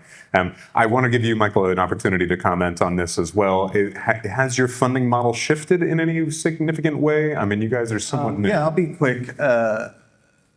Just agreeing with Michael that you can do some of the traditional, ways to attract revenue, advertising, subscriptions, donations, grants, stipends, if that's available. But just to sort of make a remark on a big challenge here, that we're living in a moment where, the set of people who recognize healthy, vital, local community journalism as a public good, that set of people is larger than the set of people who want to find ways to allocate money out of public coffers to support that public good. So how you get that second set to match the first set is another challenge. Because if we're really serious about, as a community, the importance and value of local community journalism, we got to find a way to support it, not just with our hearts, but with our wallets. So sometimes that's an unpopular thing to say. You're asking people for money, but I don't think local businesses by themselves, through just going hog wild buying advertising, are going to do the job. I think it really does need to be a community effort. The tagline at Cambridge Somerville Independent is, we're all in this together. So that is kind of the passion and the perspective that we bring to our project of journalism. And we know there are people out there who agree with us. And just to pick up on the Wayne's World ref, Wayne's World 2, I think, it was, if you book it, they will come. That's right. And indeed, they came to our sold-out launch party on May 21st. We had Lava Girl Battle Mode, 3 wonderful comedians, and a room full of people that really wanted to support local journalism and support the Cambridge Somerville Independent. So we'll keep finding creative ways to make news, local news happen. And we hope that the community will join us in this project in whatever means, capacities, skill sets they have to make it happen. I love that. In fact, in your shopping guide, the Cambridge Local First, there's a great article written by MJ Phillips. Forgive me for not knowing. There we go. That was all about the Fugitive Slave Act. And I loved the quote that you had from Theodore Parker that applies wonderfully to what you just said, which is, will we just have words or will we have deeds? You must back your words up with deeds. We can give all the lip service in the world and talk about how much this is important to us, but without that actual contribution, sometimes you do have to open up your wallet a little bit and make the world go. We have just a few minutes left. I want to make sure that the audience will cover anything that I have missed in terms of curiosity. And so I would like to open it up. If anybody has any questions for the gentleman on this panel or local media or how it can help you or how you can help it, now would be the time. And if you don't have any, don't worry, I have zillions more questions. But I figured it would be a great opportunity to open it up. Yes, over here, I'll give you this. You can ask loudly. Hi, everyone. Thank you for such a wonderful panel. It was beautiful. Will there ever be a collaboration with the parties who are here today?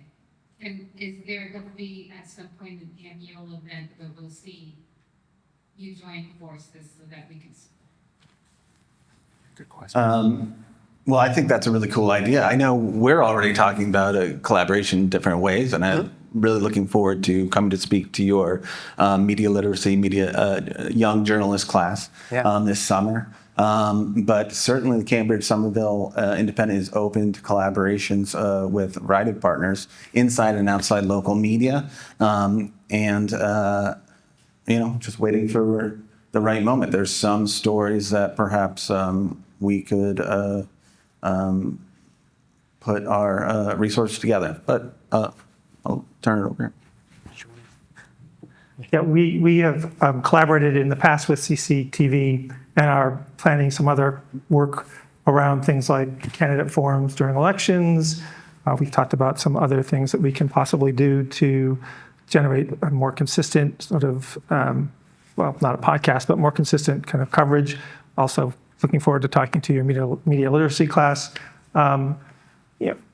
Publications by themselves collaborating, we also are rivals to some extent for your attention and for your time and your dollars. So we probably would do that in a context of somebody else who is like Cambridge Local First, where they gathered us together, and we're part of the kind of zeitgeist of this event. And so we're not all in this together. You guys aren't republishing our stories, which you could certainly do, So I think, I should ask you, are we all in this together? So the door's open for collaboration. I mean, what are we doing here? If it really is a public good, we should be working together as a community. I know the path to get there is complex sometimes, but if we just silo ourselves, and think of ourselves as rivals, that's going to be tough. Yeah. Well, one thing is, though, we're not so much rivals as what you have here are two different sort of perspectives, points of view, areas of interest. If you throw in the Camberville from the Globe, that's how many of you know the Camberville newsletter? Yeah, about as many as ours. Okay, I feel okay about that. Tentative hands. But Camberville's got a very different approach to what it does. What appears on CCTV is yet a different perspective. We're actually kind of able to benefit from different kinds of interests that are reflective of the community, and it's kind of a bonus. The question is, how do we all sustain? Can we all be sustained? and what's effective for that. Like, I don't actually look at Cambridge Somerville Independent as rivals. I see them as a very different approach to the world of Cambridge and Somerville, in the same way that the old Boston Phoenix used to bring a very different perspective from the Herald and the Globe and the other media outlets, right? And it's a net good for the community. The question is, how sustainable is it to have this many different things? And locally, there's also things like the Cambridge Civic Journal, which is a politics blog that's been around for a long time. And if you really want to know about what's happening at City Council every Monday, that is the most in-depth source. And that is not something that I think we want to do at Cambridge Day, but I'm glad it's there, and we'll certainly cite them if they do something that we think our readers should know about. So that, I think, it's less about collaborating and more about, acknowledging, citing things, finding if they do a good story, it makes us want to do a better story, and probably vice versa. So I think that's a benefit to our audiences. Yeah. Well, I also think a good event like this, exposing all of you and the fact that there are many options, because a rising tide floats all boats, as they say. Forgive me, Matt. Oh, no worries. Public access probably is the most willing to work with everybody and do anything, and also probably has the least viable business model at the moment. So just full transparency about that, meaning that we're trying to figure it out. But at our core, we have been for the past 30, 40 years in some places, just trying to make connections and help people tell stories. That is the business model.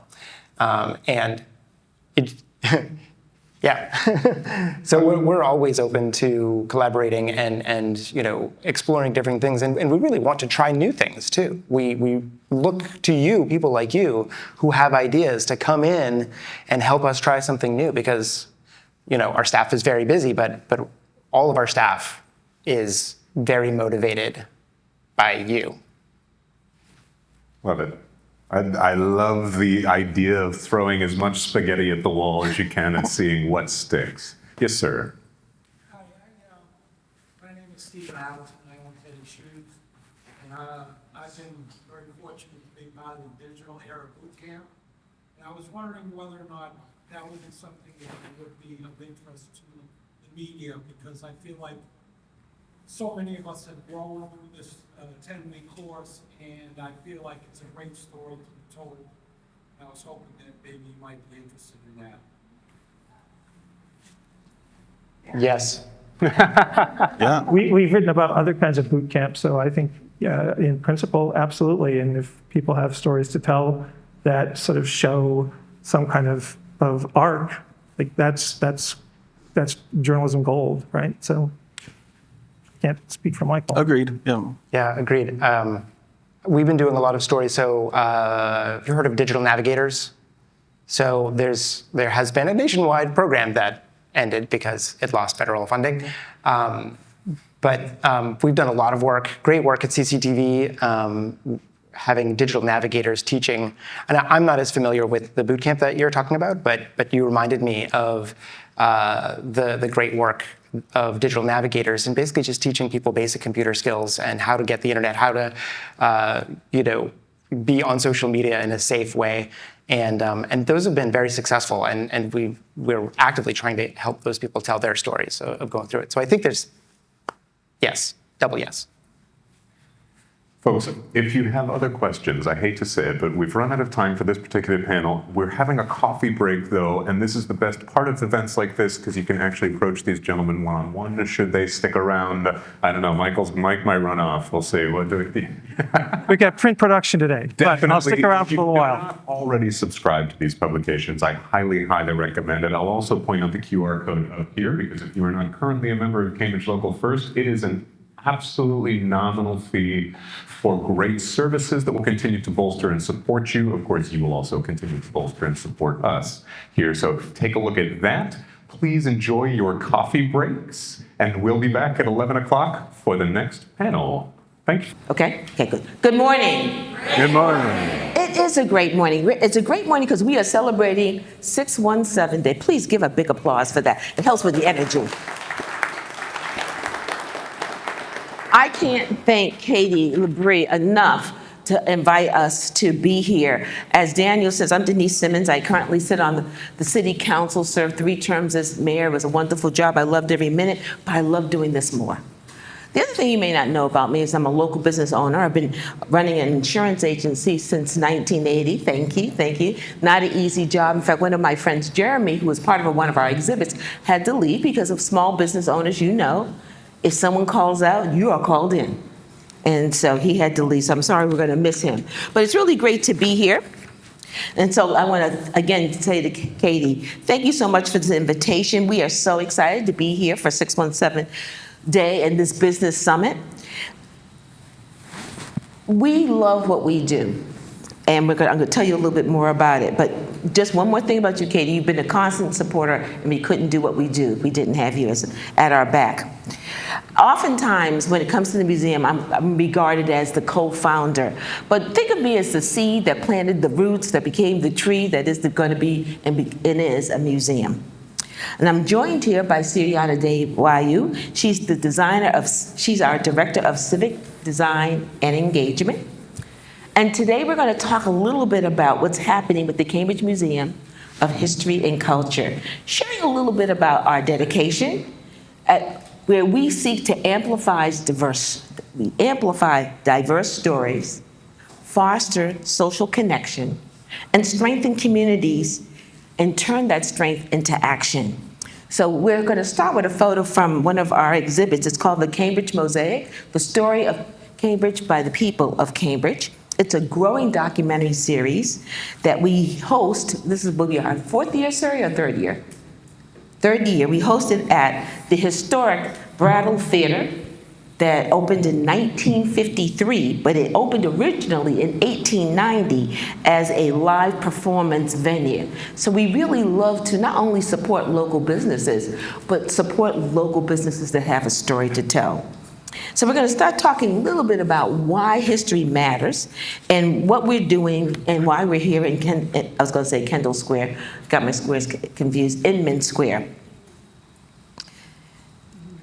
We're here because local history matters. And in this next slide, you're going to see, what we see and what we do is really not only a museum that tells the history of Cambridge, but we see the museum as an economic driver. When people come to our exhibits, when they leave, they go into our stores and restaurants and feed into the local economy. And what you're going to see is a picture of Inman Square, because we're very close to that. And when you look at that picture, you see 1979. And I've lived in Cambridge all my life, so I remember Inman Square looking just this way as you see it, 1979. But now, in 2019, you see the lily pad, the Druid, Compliance Insurance, and the 1369 Coffee House. Across the world, Cambridge is known for innovation. But every neighborhood, family, school, immigrant community, activist movement, and local business has contributed to the fabric of Cambridge, and by that, to Cambridge's history. Museums are not like ours in that we don't just talk about the past. We help residents and visitors alike understand who we were as a city and as a community, who we are now, and where we'd like to go. So this is how our story begins, or why is local history, why is it important? So when we speak of history, you see this picture, 2005, Cambridge Local, where's Katie? Cambridge Local First had their first meeting with Frank Kramer and Simon Shapiro, and they were discussing the business environment at a Cambridge Local First, October 27, 2005. Say? Right, I was getting, you're jumping my text here. It was at the Brattle Theater in Harvard Square, and of course we're celebrating CLF's 21st year. So that's very exciting. And our museum team is really inspired by the long history of service and the idea of fostering inclusivity, diversity, and supporting a thriving local community. So who are we anyway? Back in 2011, through what we call a policy order, that's how you introduce facts to the city of Cambridge. I brought in a policy order that says we should have a local museum. That passed 8-1. Don't ask me who was the dissenting vote, because I'm going to be kind. But our mission, as you see it, is to share Cambridge's storied past in an accessible way with residents and visitors alike. Through diverse educational programming, we strive to encourage community engagement with local history and share stories of who we are, who we were, and who we want to be. Let me introduce you to our board. Very quickly, we have Dr. Carolyn Turk, our retired superintendent of schools, Michael Sullivan, clerk of courts, Louis DiPasquale, former city manager of the city of Cambridge, Suryani Dewayu, Erin Pearson, local business owner, Eva Martin Blythe, retired member of the, retired director of the YWCA. So we started again back in 2011, and since then we have existed as a pop-up museum that has produced high quality, well-attended exhibits with with broad community support. And our mission is to share Cambridge's storied past in accessible ways to residents and visitors alike through our diverse educational program. You've seen our wonderful board members, and we also have on a member of our finance committee, the fabulous Katie Labrie. But we also have, again, Louis DiPasquale, Marvin Gilmore. Now, Marvin Gilmore, how many people here know Marvin Gilmore? We're going to have to work on that.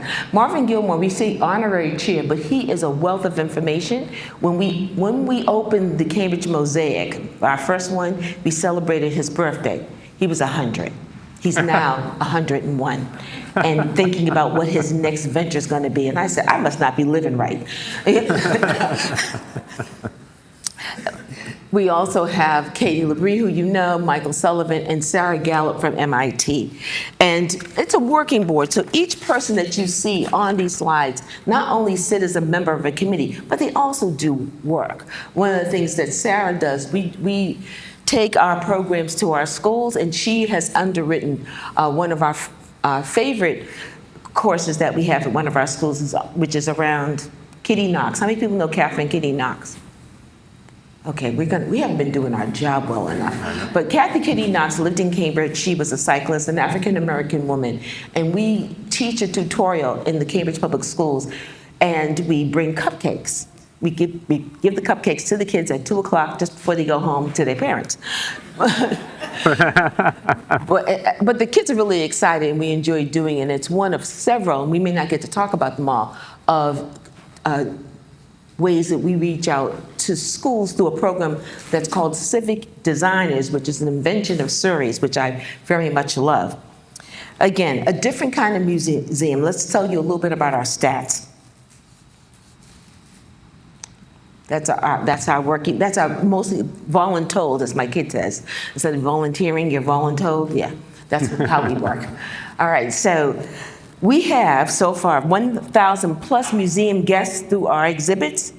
We have 453 newsletters, and this is what we've been able to accomplish over the last 3 years.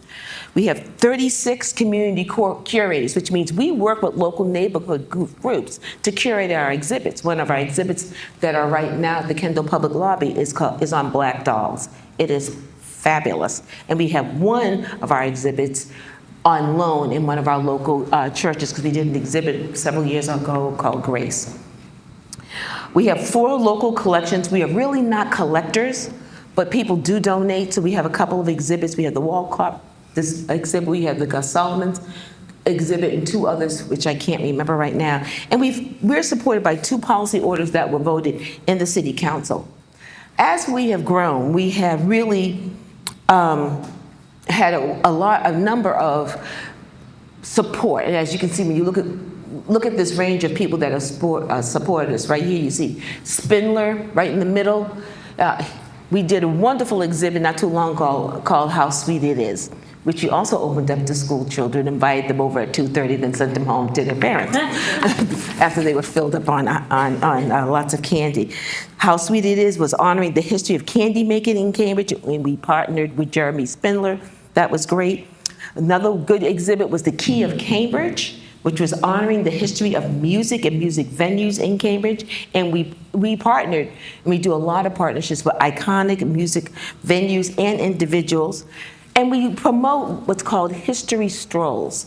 So our very first exhibit was literally a stroll where we worked with the Harvard Square Business Association. We developed a number of different panels that were put in store windows, and you would literally stroll through Harvard Square and follow the exhibit.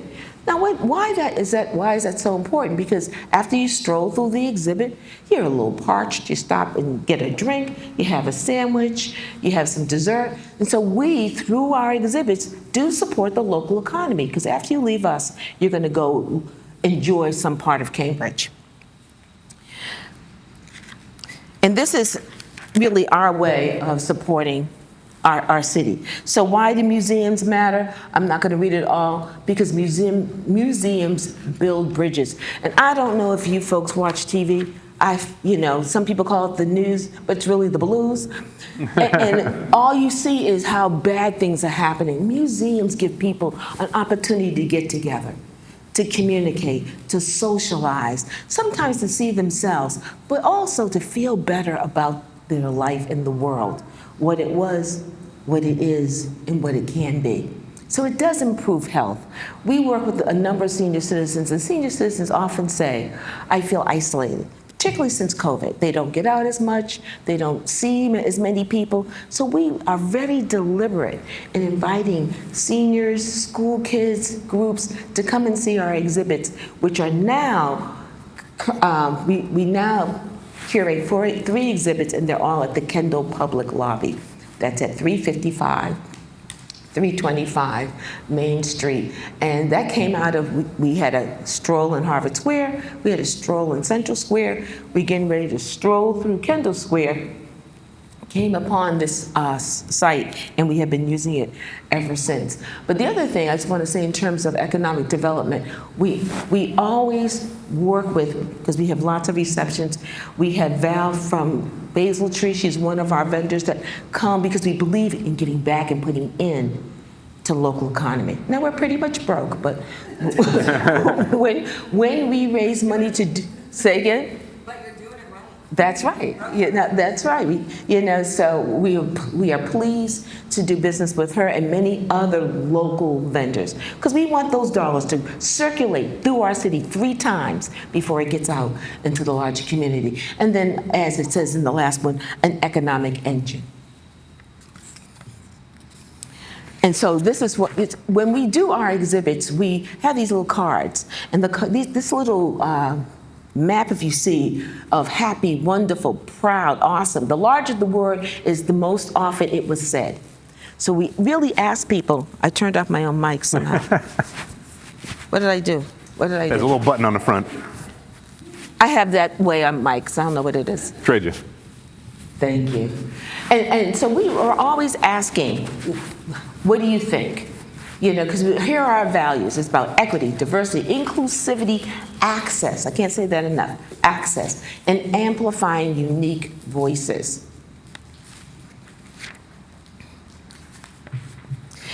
Our economic engines provide civic identity, community pride, intergenerational connections, understanding across neighborhoods and cultures, and context for cultural challenges.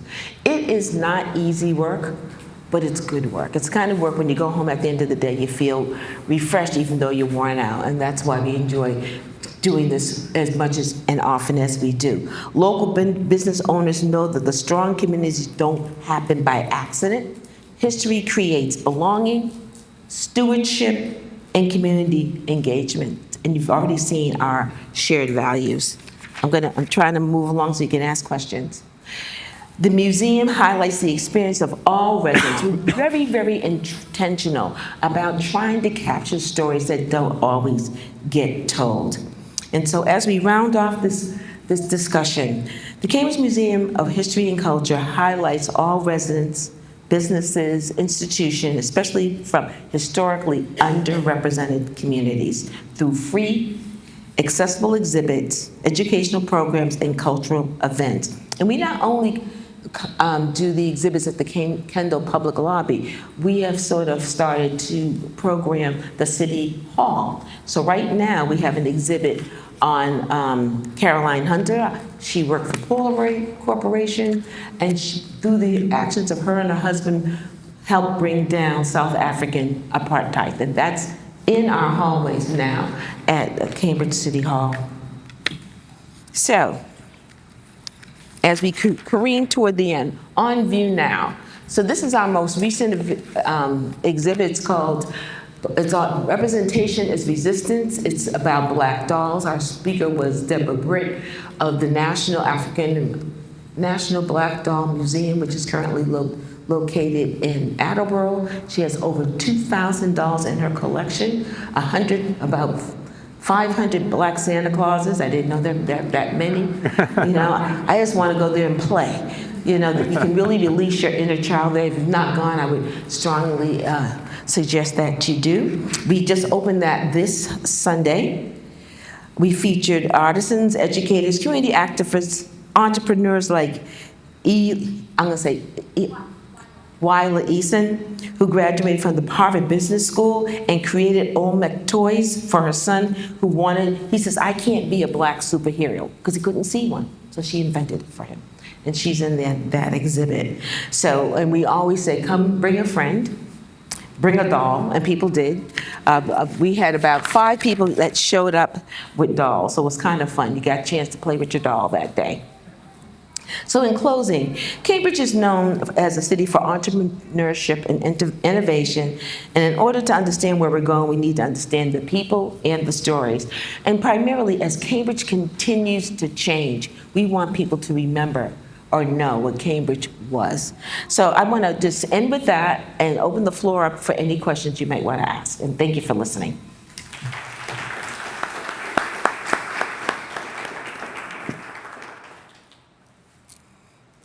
We dazzled you with brilliance, yes? Does anyone have questions about the museum? Oh, very good. Yes. The press is going to ask a question. Sure. Is your ultimate goal there to have a physical presence for the museum? Yes. So we're looking at 2030. We're working toward that. But remember, accessibility is also important to us. So if we have, with a brick and mortar building, we'd be able to keep our exhibits up longer. The exhibit that you just saw, they're only up for 30 days. It takes an incredible amount of work to build these exhibits, most of which is done by Suri and her band of one other person. And so, yes, it is, you know, somewhere we're looking in the Central, we'd love to be in Central Square. Central Square is called a cultural district. We'd like to add, join the ranks of the Central Square Theater and what Mike Monestein's doing with the Central Square bid, so yes. The other thing I want to mention while you're thinking about your question is one of the things that we don't have here in this exhibit that I love is the civic designer program that we have that Suri came up with this idea. So currently, one of our exhibits, which was Women in the Lead, women who opened doors and changed the room. Now, that was based on the work of Al Vellucci. They're doing a play about Al Vellucci, and recombination means, I don't know. Thank you, I'm glad you're here. So he, back in the 80s, said that, because we had our first woman mayor, that there should be a room named for her, and we did. And the idea was this room was supposed to be a testimony to women who served. And so from 1980 to 2025, the only woman in that room was her. Everybody else was a guy. Through Suri's work and one other person, we hired civic engineers, which are high school students that are paid by the Mayor's Summer Youth Program.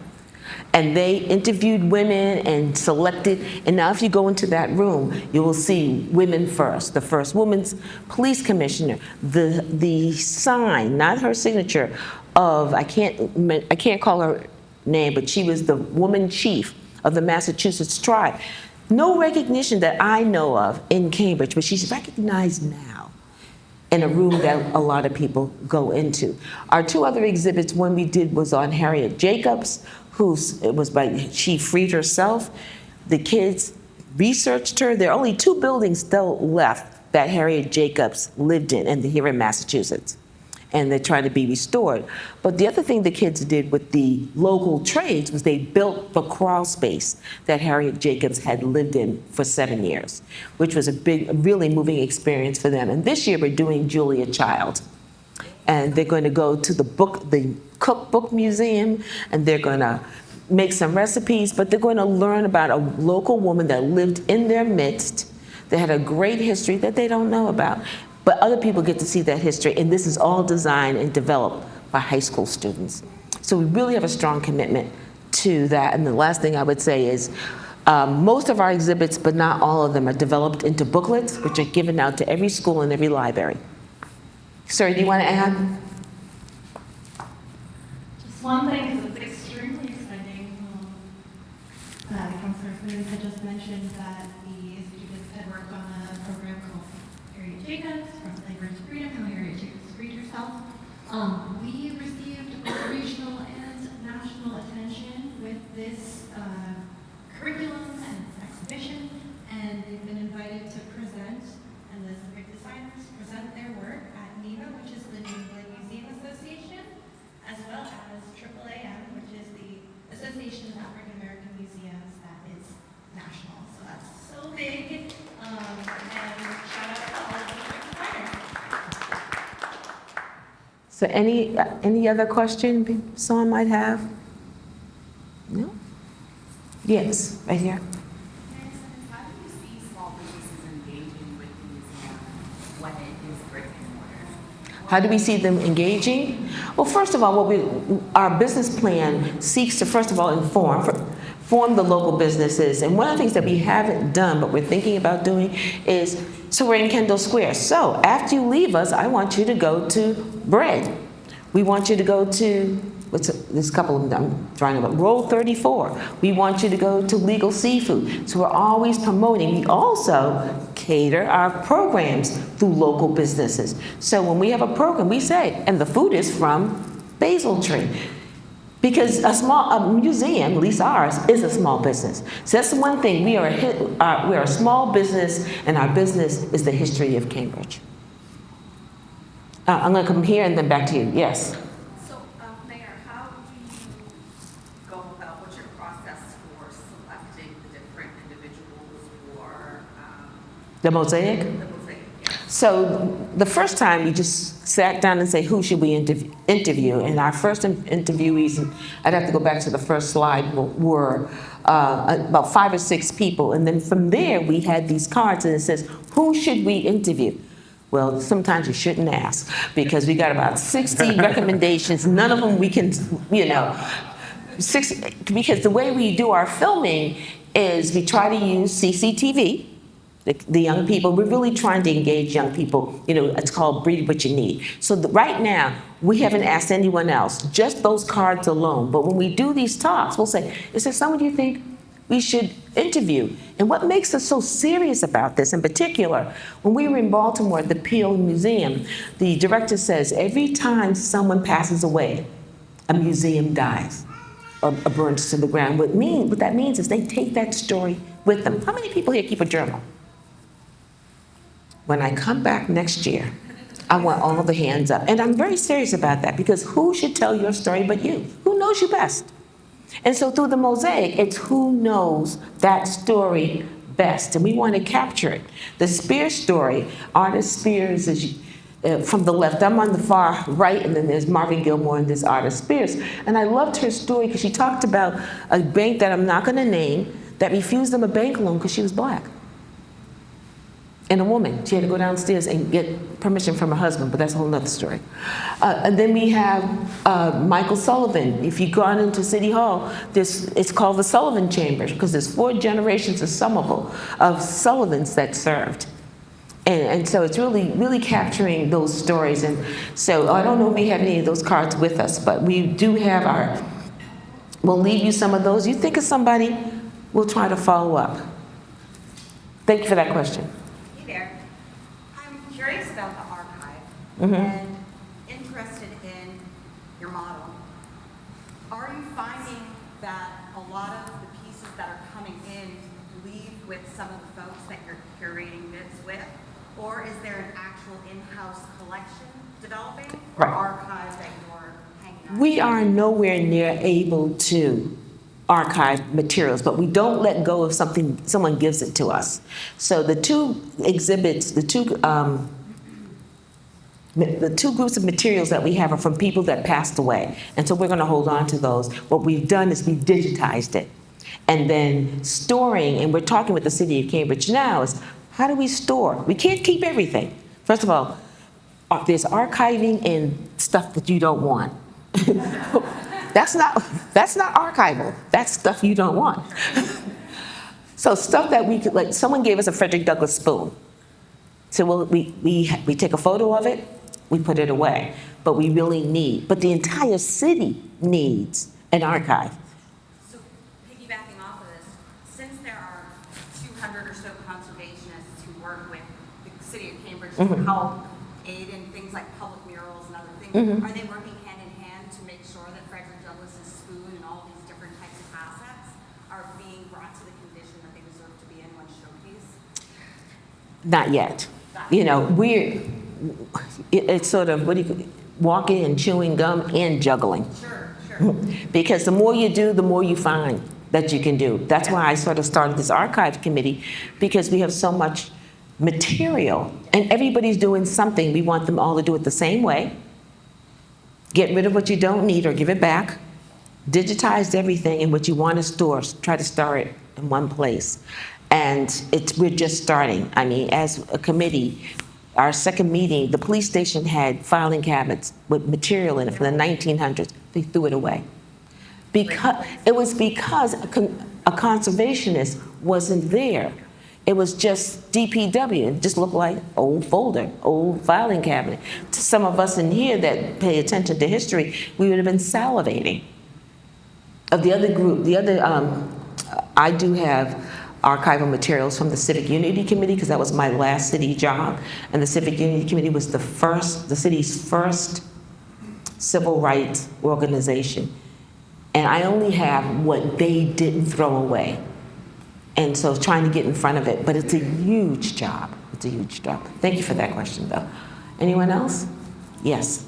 How do you see the Cambridge Museum of History and Culture differing in, or how are you assisting the Cambridge Historical Society? Naturally. I think this is why I say when people say, well, don't we have Cambridge history? Yes, we also have the clerk's office that holds history. We have the Cambridge Historical Commission that holds history. We have our school department that holds history. History belongs to all of us, and we all take a different approach. We're not in competition, we're in collaboration, because the story of Cambridge does not belong to any one person. It belongs to all of us, and those that are in the business of telling the story have an obligation to tell it the way they tell it. So in fact, if you go back to our picture of people collaborators, you'll see Cambridge History collaborated on our candy exhibit, and I know at least with the candy exhibit they collaborated. We've also collaborated a lot with one of the works that we're going to be doing in the future is like with the clerk's office, because do people know that women in the 1800s could not own a business without her husband's permission? Thank God those days are gone. But anyway, so we have that material, and so we'll do that exhibit in conjunction with the Cambridge Clerk's Office. So we're stronger together. And sometimes we'll do something similar, and sometimes we'll do something different. But there's so much history to tell and to display. No one group could do it all. We also have the MIT Museum, and Harvard has 22 museums. MIT has 3. Maybe I have room for one more. Yes. I'd just like to close by thanking you for your dedication to the city of Cambridge. You've done so much for us. Thank you. Thank you, Steve. Thank you so much. Thank you. And thank you for listening to us. That is a brilliant way to close out. Councilor Simmons, I'm so glad you all called her Mayor Simmons whenever you asked her. I can't think of you in any other capacity. You are Cambridge's eternal mayor. You always will be, I have no doubt. And I love the way that you described this. I think this world would be a much better place if instead of reading the news, the blues, as you said, and all the terrible things that are happening and tracking our time like that, if we did it through creation and inspiration and discovery, and I think that's what this museum is dedicated to. It also reminds us that this is just a cycle. Absolutely. In some ways, we've been here before and we have overcome or endured and come out better on the other end. So, Right. Think about Harriet Jacobs. Good Lord. Thank you again. thank you. Thank you all for Yes, it is. listening. All right, can everybody hear me? Yes. And in the back? Okay, good. I know hearing in the back has been a bit tricky at times. So, a pleasure to be here with you all. My name is Theo. I used to work as the executive director of Cambridge Local First until a few years ago, and I'm so thankful for everything Katie and Carrie and the rest of the board has been doing to keep this organization thriving. Today we have a very exciting panel about alternatives to Amazon. So, alternatives to the e-commerce platform Amazon that we all know, and other ways to support local businesses. So why don't we start with a round of introductions and your connection to this issue, and then we'll dig in. And Bill, would you like to kick us off? Hi, I'm Bill Calfee, and I'm from Vermont, so not a Cambridge, Somerville person. But I'm running a company up there looking to provide an alternative to Amazon, looking at how money equals power, and we want to put power back in local communities. So an online shopping platform that is connected to independent local stores in the area. Yeah. Why don't Barbara and MJ, you share that? We don't know, that way we can keep this mic and you can keep that mic. Good. Yeah. Hi, I'm MJ Pullins. I am the owner of Hubba Hubba, which closed its doors in December of 2025, having been a Cambridge institution, legacy business since 1979. While Amazon and the role of Amazon is not the only reason we closed, it definitely factored into, closing a long time and very needed business. Hi, I'm Barbara Thomas. I'm the owner of Artifact Soapworks. My business model has always been e-commerce. I'm an MIT grad. I wrote my own shopping cart. I wrote my own website in Emacs, if you all know what I'm even talking about, because I do not like VI. And then when HTTPS became a thing, I succumbed and gave my code over to Wix. But I am very optimistic about us versus Amazon because I am living my best life in this situation. I feel that it's kind of a type of cosplay or LARPing, and I'm a Gen Xer, and one of my favorite quotes is from an MTV cartoon, Aeon Flux, what doesn't kill us makes us stranger. So I have some things to say today, and I look forward to hearing what everybody else has to say. Great, thank you all. So before we dig into alternatives, why don't we start by framing the challenge here? So I'd love to hear from each of you. What is the challenge, if any, that you see Amazon as posing to the vitality of small businesses in Cambridge, in Vermont, in New England, and in general? And maybe Barbara will go in reverse direction this time, so we'll start with you. Yeah, so I'm gonna read a little bit off my notes because I have brain fog. We've all gotten addicted to the one-click convenience, right? It's incredibly easy to default to the algorithm, but the real danger is that we're quietly trading our community's texture for speed. Through my work at the Cambridge Somerville Black Business Network, the Cambridge Foundry Advisory Board, and the Cambridge Women's Commission, I've had a front row seat to what actually keeps a neighborhood alive. It's physical spaces, it's the spontaneous conversations we have with people in a local shop, it's the local economy ecosystem where $1 spent at a bakery or a maker studio circulates 4 or 5 times right back into local schools, public spaces, and community programs. When money leaves our community via a single digital button, it doesn't just drain the local economy, it flattens our culture. We swap a vibrant neighborhood connection for a cardboard box dropped on a porch. The algorithm doesn't care about our community character, it only cares about optimization, which rewards the lowest common denominator. It pushes mass-produced, chemically generic products that came off of a massive conveyor belt wrapped in layers of unnecessary plastic. We lose the human story. behind what we buy. We lose the safety of knowing the face of the person who made it, like me. When we default to the algorithm, we aren't just buying a product, we are slowly giving permission for all those for rent, for lease. We're slowly funding the vacancy of our own main streets and the isolation of our own neighborhoods. We are trading the literal soul of our communities for a transaction that just takes 3 seconds. Wow. That was very powerful. I'm trying to write that all down. Oh, okay. Yeah. Oh, yeah. So same question. What is the challenge that Amazon poses to your business? I think in particular and in general. My business is a wonderful example of the challenges Amazon has posed. For one, if you did not know Hubba Hubba, it was a sexual health and wellness store, as well as a place you could get club clothes and all sorts of different other things. But for this discussion, probably I'll center on sexual health. My manufacturers, who I was buying from a wholesaler, were also now building Amazon pages and selling products directly at the same cost that I had to buy the item at wholesale. So to pay my rent, to pay my employees, I have to mark up an item, double, minimum. And yet the same price I'm buying products from are available wholesale on Amazon.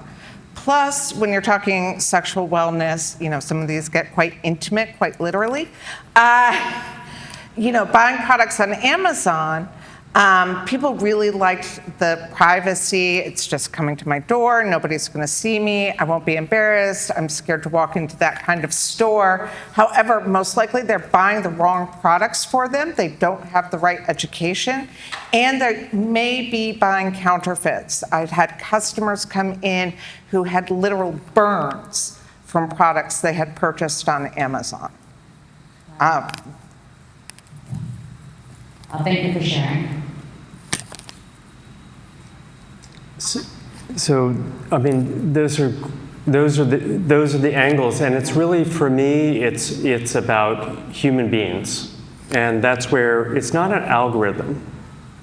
It is an algorithm, but it is a person, and it is a group of people who are actually running Amazon, and it is people who live in our communities who are being impacted. So, when I talk about money equals power, I'm interested in empowering independent newspapers, museums, healthcare providers, volunteers, all the local character in a community. It's really interesting. I've been so Vermont focused, but our interest is in building infrastructure that will support any community and their culture anywhere in the United States. So we're not interested in shaping what people do with the infrastructure we're building. We're interested in giving power to different communities across the United States. And I think that power allows those communities to have, again, movie theaters and civic participation, and all those things are only possible if people feel like they have money to do something other than survive. And it's people that we're talking about. And I think that's really important to think about. Amazon is not just a faceless corporation. There are people there who are driving that mission. And it's if you're in business school, you might say, oh, that's an amazing business model. But it's calculated to extract money from communities and empower people that are not running museums and not providing services that we need in all of our communities, whether it's shoes, museums, sexual education. That's what we need in every community. Sorry to go on too much. No, that was very powerful for all three of you, and James, so sorry for the difficult experience. Some of the research that we did at Cambridge Local First in partnership with the American Independent Business Alliance in recent years found that there's a real local economic multiplier. So something like 60 cents to the dollar is reinvested locally when you shop at a local business. It goes down to 30 cents to the dollar when it's a big business, and then 1 cent to the dollar on a platform like Amazon's. And so, as was said, there really is a loss of economic wealth from a community when people shift their consumption away from local businesses and onto a platform like Amazon's. There are solutions. When I was working at CLF, we supported endeavors like Localicity, which was an Amazon alternative, or Localvore, which is also very active in Vermont, or Nearlist, which was started in California but is intended to be the next door for small businesses. So there are a lot of alternatives that are being attempted with many challenges and with limited success in some ways. So would love to hear from each of you what your thoughts are, what you're building, what your ideas are. How can we shift consumption away from Amazon and towards local businesses directly to keep our dollars here at home? And maybe Bill, we'll start with you this time. Okay. So the question Solutions, again? basically. Like, what are you, the solution? So- your business, So your organization. So again, we're ambitious. We want to really make a difference here and not just have a thought experiment. So Mighty.com is the e-commerce platform that connects independent stores, and that works right now. So the question is, how do we spread this across the US? So we built a browser extension. If anybody knows what that is, that's something you can download onto your computer.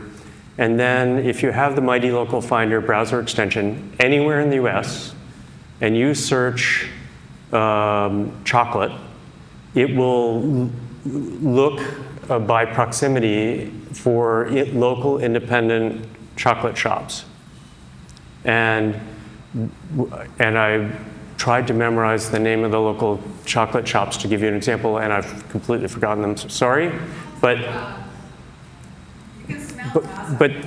I mean, there are 5 of them, and they're right here. And so you go to Amazon, and you start typing in chocolate because people say, "Oh, I use Amazon because I don't think I can get it here," or I forgot." So now you don't have to forget. Type in Amazon chocolate, boink, you get 5 independent local stores here. And that works anywhere in the United States. It works for any product. And so that's what we're using to figure out what is the next store, what's the next city that we're going to go to. Because we're collecting data, but we're only collecting the zip code, the search term, and if you click through to a store. So no personal information. We're big on data privacy as well. But that's something we're doing. Thank you. Or Barbara? Yeah, one. I'm a situational extrovert, so after this I'm going home and having chamomile tea. But as an introvert, the way I structure my business in terms of a solution is I'm really good with SEO, search engine optimization, MIT. I told you that again before. Love data. When that woman was talking about data earlier, I was all like, yes. Anyway, even before AI, I figured out very clearly who my customers were internationally and locally, and I have a niche. My niche are the queer community, pagans, shamans, feminists in the red states, a lot of New Agey people, New Agey prisoners in the Pacific Northwest, and I have targeted advertising in local newspapers across the nation, Instagram, and I use AI for that because I cannot be bothered with being viral and things like that. But my solution is to get myself into spaces where people will see me, whether it's doing a pop-up and being that one unicorn, like, there she is, she's doing a pop-up in Harvard Square. and talking to the community, understanding what they're looking for, letting them know me, letting them know my origin story, learning their names. People freak out next to me at other tables. It's like, how the hell do you know that that person bought some Venus of Willendorf soap from you? It's like, we're staying here all day. It's my Sudoku. That person bought this, that person bought that. I see them 6 months from now, I remember that. I mean, you know, it is what it is. So engaging with the community and then engaging with them again online is what helps. And also, I find that one of the solutions is true convenience isn't just about getting a package on your doorstep in 12 hours. The convenience is buying something of high quality, integrity, and longevity that actually improves your daily life, and it outlasts that fast shipping alternative. That's what I'm letting people know. There's a complete different kind of luxury and convenience in knowing exactly what you're putting on your skin, because I'm talking about my business, which I make vegan and vegetarian soaps. So I pretend in a cosplay type of way that I'm Harry Winston or I'm a Tiffany store. So online or in person, if someone goes, I can get this at Walmart, my first thing to say is, maybe you should. Because I'm trying to convey that this is art, this is history, I'm an artisan, this is the local community, I'm a feminist, this is, anyone can make a square bar of soap, I'm a chemical engineer, I've used science and rigor, I stand by my product, this isn't something where I like made the soap overseas and had it shipped over here and I couldn't tell you what triglyceride, stearate acid does and all of that type of stuff. It's like, I have very few ingredients. So I am your neighbor. I've done testing, and I feel that independent online retailers such as myself and local stores, we have incredibly streamlined e-commerce options now, whether you're writing them yourself or using Shopify or Wix.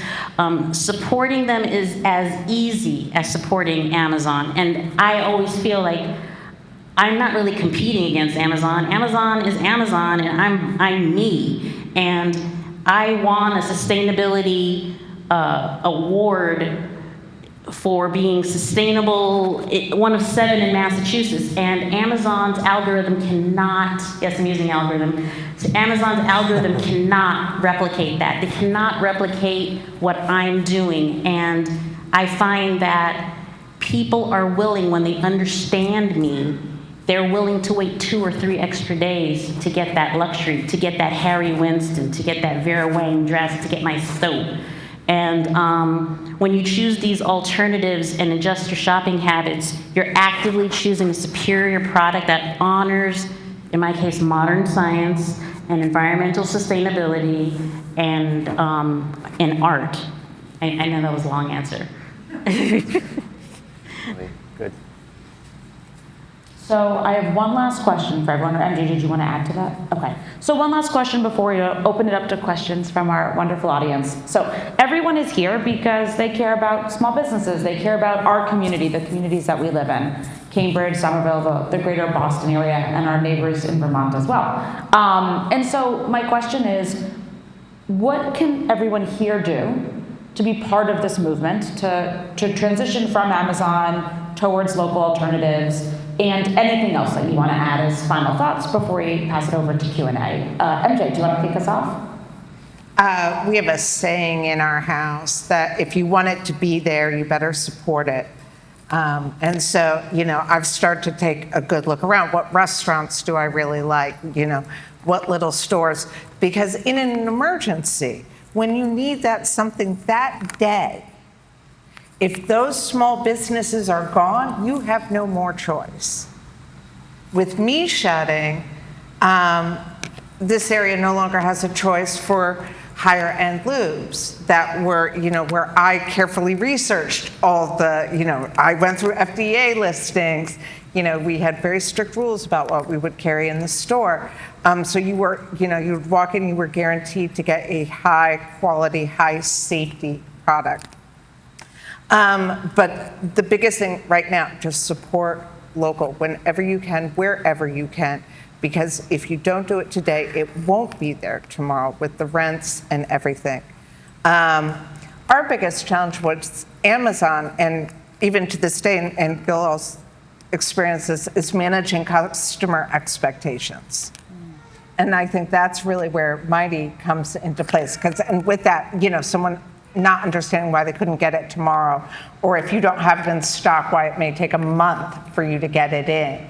Where everybody's now in this mentality, if it's not here within 24 hours, you're out. Because not that I'm not going to use it for another 2 weeks, but I demand this from everybody now. And so people like Amazon just force all of us to jump into levels we don't necessarily want to jump to.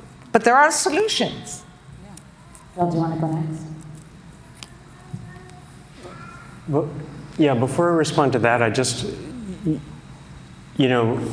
when you were talking about your soap, and I mean, I don't know if you heard the passion. I mean, so for me, that's really what inspires me every day, because I'm dealing with independent retail, and when I walk in and hear that, and I don't hear that exact thing, but everybody has this amazing story about why they're doing what they're doing.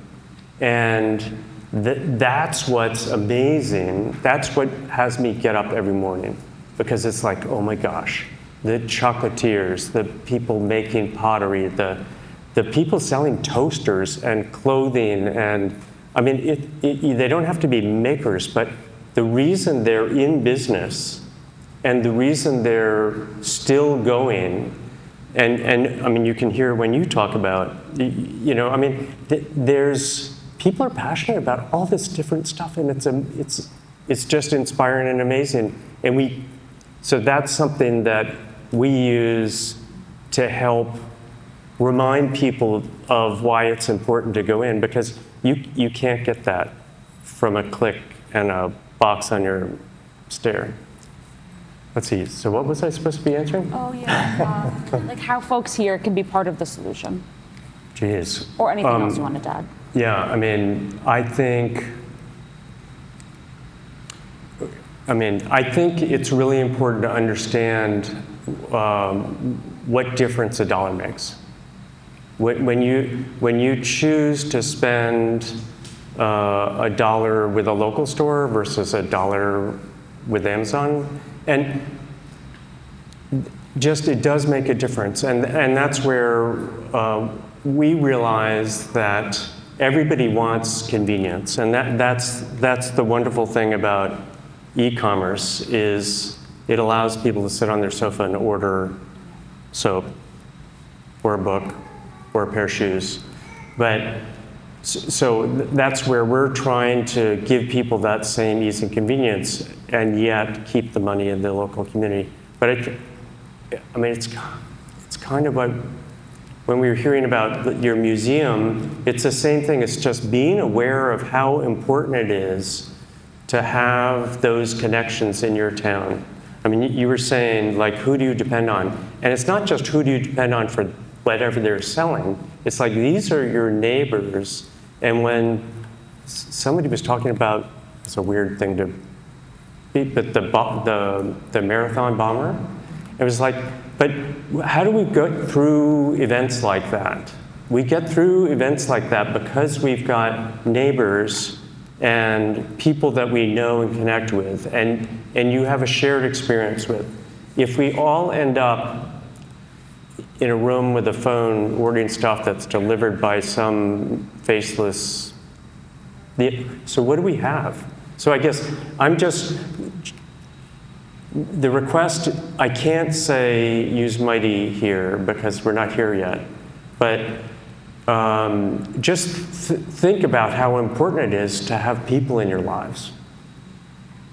I think that's the thing. And I guess, maybe shameless promotion, but use Mighty Local Finder. That will help us That will help. That's how we're going to pick where we're going next. So that will help us determine if Cambridge and Somerville are next. And if you know anybody who is a social impact investor, we are getting ready to raise some money, and we will not take it from a VC who is going to force us to do something different than our mission. Yep. On this. And Barbara. Oh, yeah, sure. The solution that you can all do, as small business owners, we realize we're never going to beat Amazon at their own game. We can't outship automated warehouses, and we shouldn't try. But where we can absolutely decimate Amazon is on soul and substance. An algorithm can optimize the supply chain, but it can never tell our story to you guys. It can never build an emotional connection. For instance, my brand is deeply rooted in history and art. When I design soap, I'm drawing inspiration from ancient artifacts like the Venus of Willendorf, the Egyptian goddess Hathor.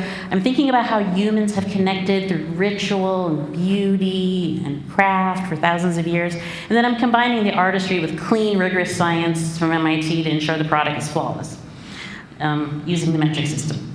Anyway, Amazon can't replicate that. A corporate algorithm can't copy that I won a Sustainable Business Award for being one of the most environmentally friendly enterprises in the state.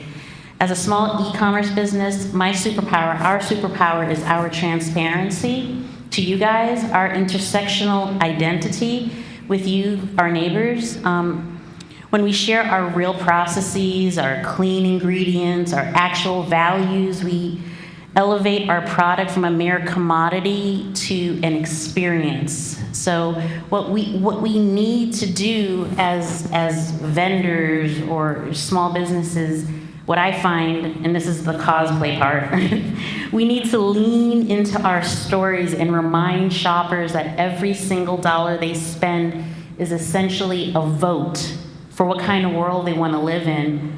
If we show them that a vote for us is a vote for sustainable, and in my case, woman-owned, Black-owned, local ecosystem, they will happily wait an extra day or two for shipping, because at the end of the day, people just don't want to buy things anymore. They want to believe in what they're bringing into their homes. We don't need to outspend the algorithm. We just need to be real and authentic.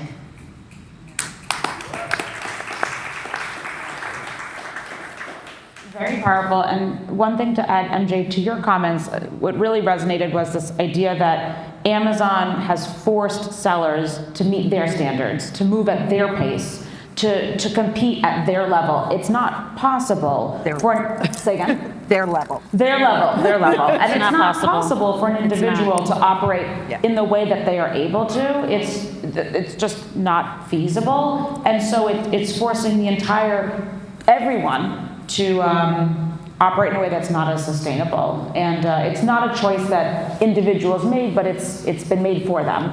It's been thrust upon them. So with those powerful remarks, any questions? We have a few minutes before we'll transition to closing remarks. Yes, Carrie in the back. And for our online viewers, I'll repeat the question. Is there a way in which brick and mortar establishments like restaurants can collaborate with sellers that have an online retail presence, sort of to combine the best of both? Because it's hard to do one, it's hard to do the other. They can't necessarily do both. How can we merge these two different environments for the benefit of all? Yeah, Barbara. I do it all the time. I collaborate, for instance, with Newsly 180. That's Angela. I was going to say Andrew. It's Angela Hoffman's vegan snack business, and Dotto Tea, and a lot of other businesses. We will collaborate for a pharmaceutical event where someone has contacted us and they're like, we're putting together a welcome back from COVID package, and we want Angela's granola and we want your soaps. And so I will collaborate with Angela, who has a brick and mortar store. I live in North Cambridge. I just drop the soaps off and she will put them together in an appropriate way with her food and with Dotto tea, or there'll be a Christmas event where there's packaging. And so I get contacted a lot to collaborate with food vendors, and I never go to these spaces. I think there was a situation where Angela was down, not in SOA, but where they had those little hut villages at Christmas time near the ice skating rink, and I just gave my soaps, and they have the expertise in being brick and mortar. I have no interest in that stuff. I mean, I'd rather knit, I'd rather make jewelry, I'd rather write comic books. I kind of believe in the 4-hour work week and playing video games and things like that. So when I get contacted to collaborate, I'm like, hell yes. I will give you stuff, and I will give you all my literature. I will give you a packet of my origin story. Or if I'm working with like a restaurant, sometimes I'm like, oh, are you doing Louisiana food? Oh, I learned this new word. It's called lagniappe, and it means a little something, something extra. So I'm going to give my products to you and give a little something extra because I learned the word lagniappe. And so I have a lot of fun collaborating with brick and mortar stores. It feels like, whew, that's like a lift I don't want to do, and you want my soaps because it'll bring more people into your store. Super.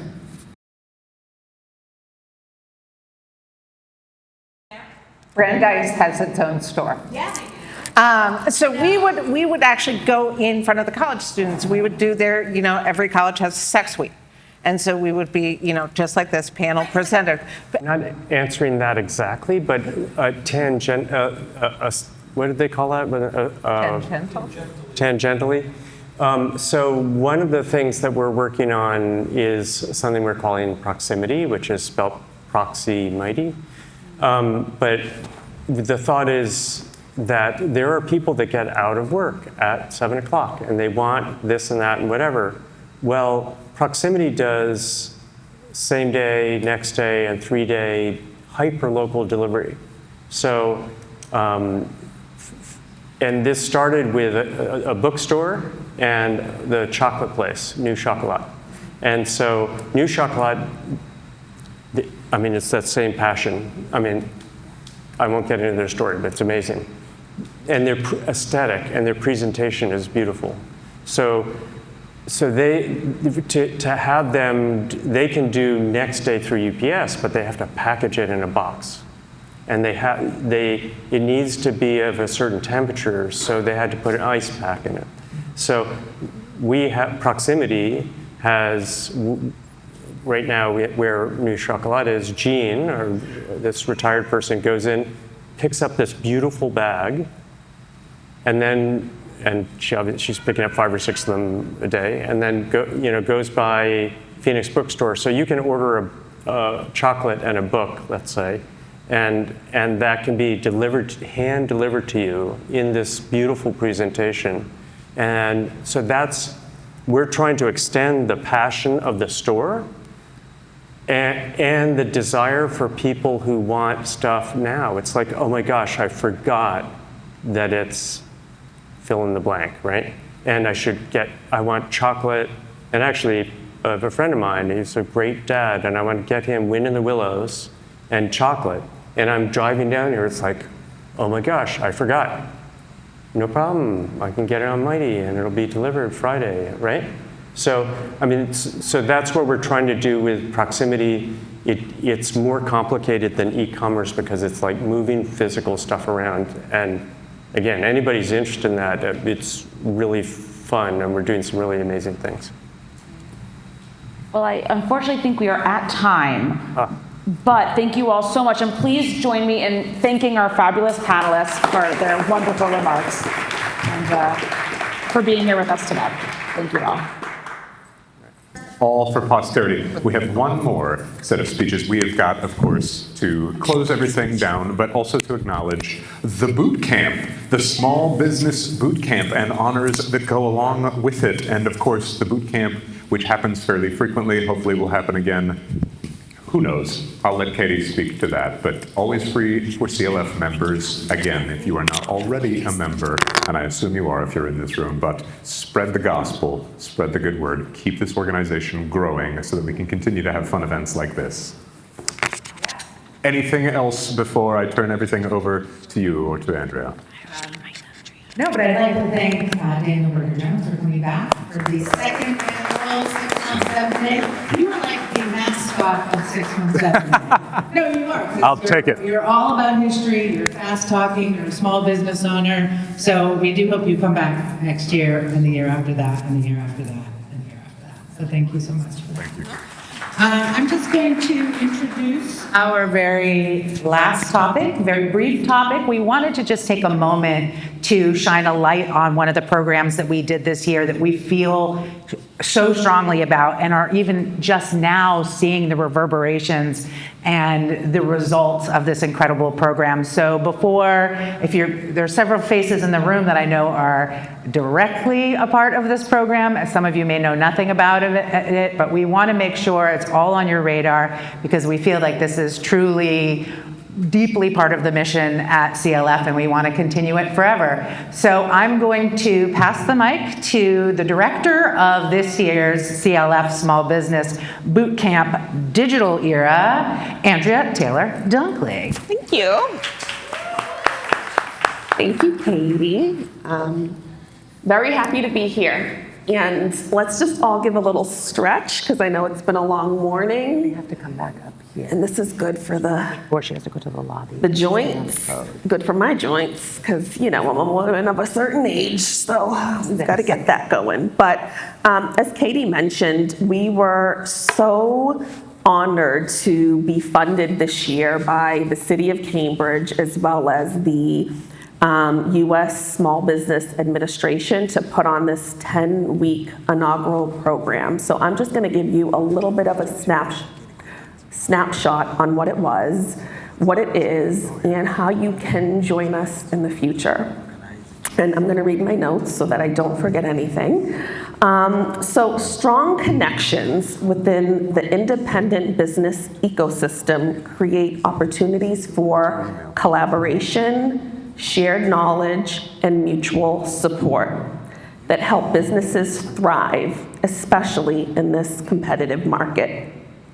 By building relationships with fellow entrepreneurs, small businesses strengthen their communities, expand their reach, and grow together in exciting and remarkable ways.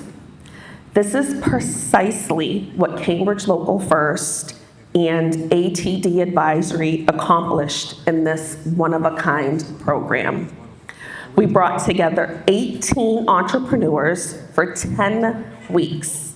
I mean, how do you get 18 small business owners to commit to 10 full weeks of a intense, rigorous curriculum?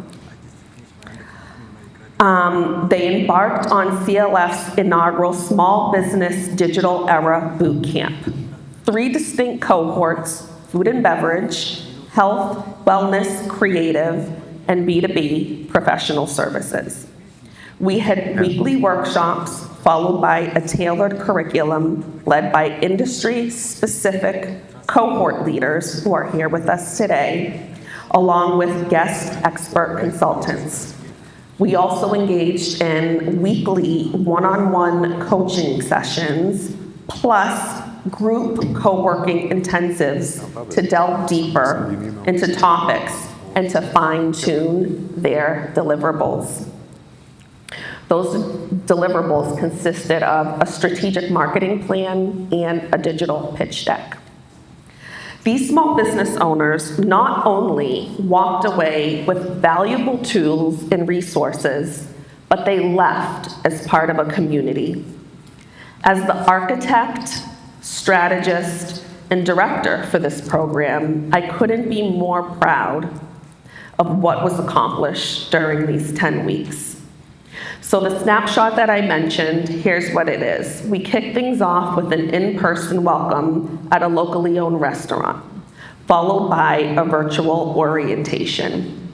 We had weekly curriculum workshops, and then we closed with a supplier diversity procurement session. Our partners with the City of Cambridge, I think Tyrone is still in the building. Yep, Tyrone there in the back. He was one of our guest speakers who will be partnering with me on bringing our small business owners an option to become certified through the City of Cambridge in collaboration with the City of Boston. More on that later. We closed the program with an in-person reception where we handed out achievement and completion certificates to all of our small business owners. Our final session was them sharing their experience as well as their strategic plans.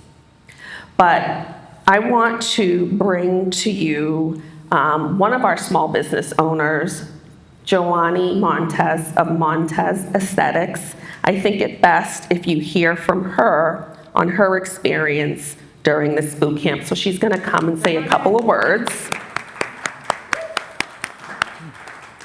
And Johanny will just be mic'd by Iris, and then you can share.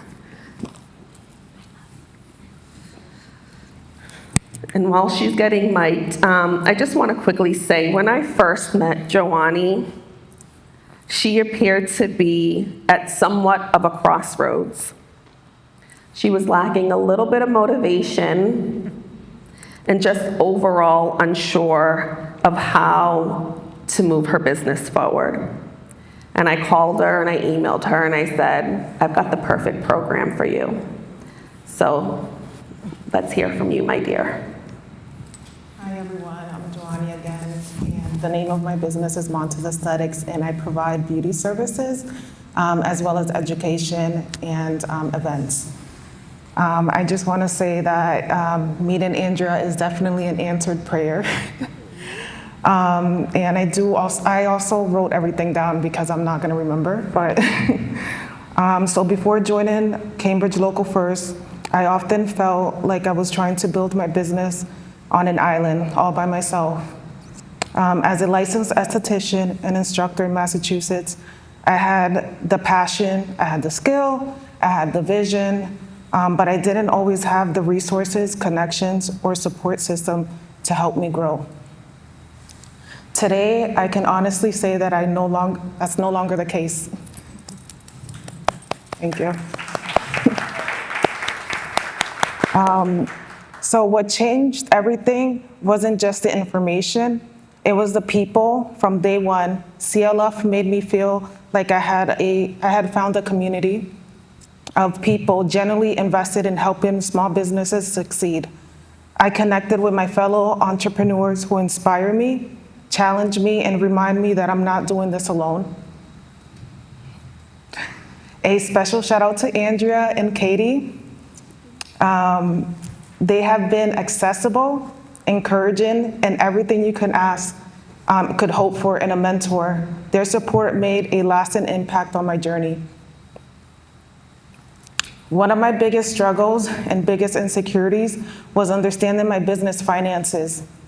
Thanks to the connections made through CLF, I paired with a financial coach, and just 2 Zoom calls helped me gain more confidence and clarity that I had in years. For the first time, I felt like my financial goals are actually within reach.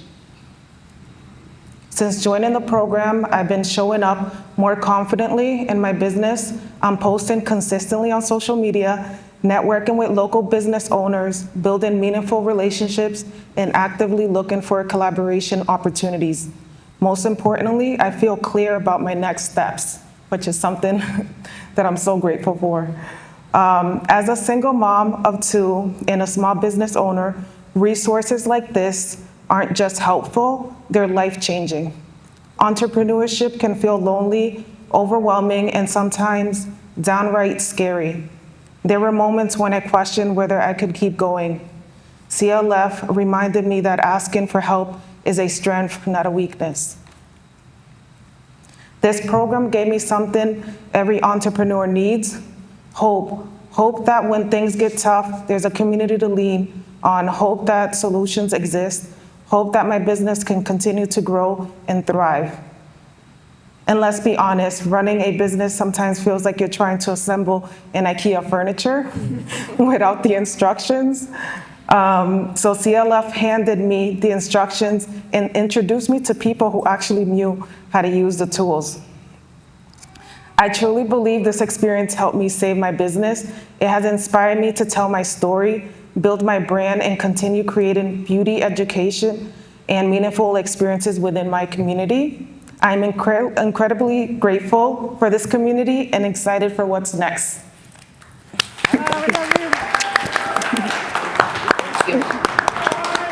Yeah.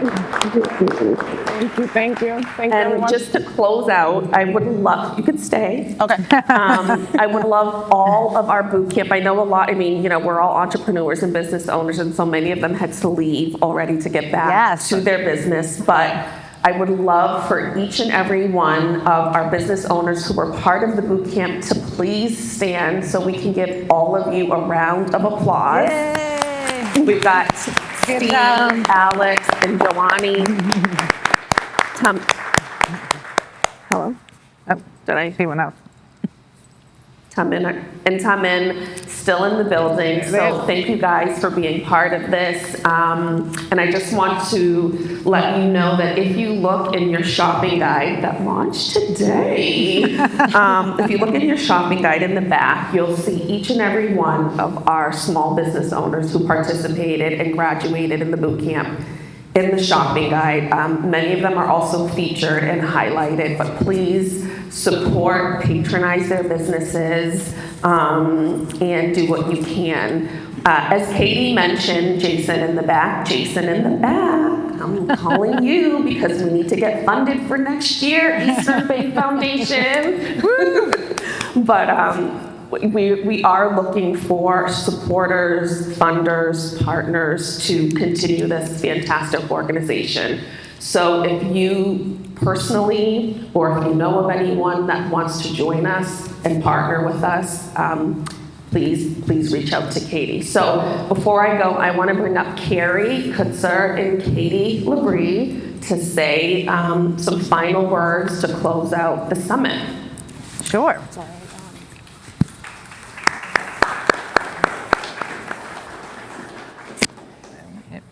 Is this thing on? Yeah. Yeah. Can hear you. Do you want me to talk? Yeah, you can talk for 2 seconds, and I'm just going to say I goodbye. just want to say thanks for coming, and I want to thank Katie and Kieran for, again, for the second year in a row, killing themselves to make a really spectacular event happen. I also want to thank Union Square USQ for this really fantastic space. We are lucky to have their generosity to give us this space for today.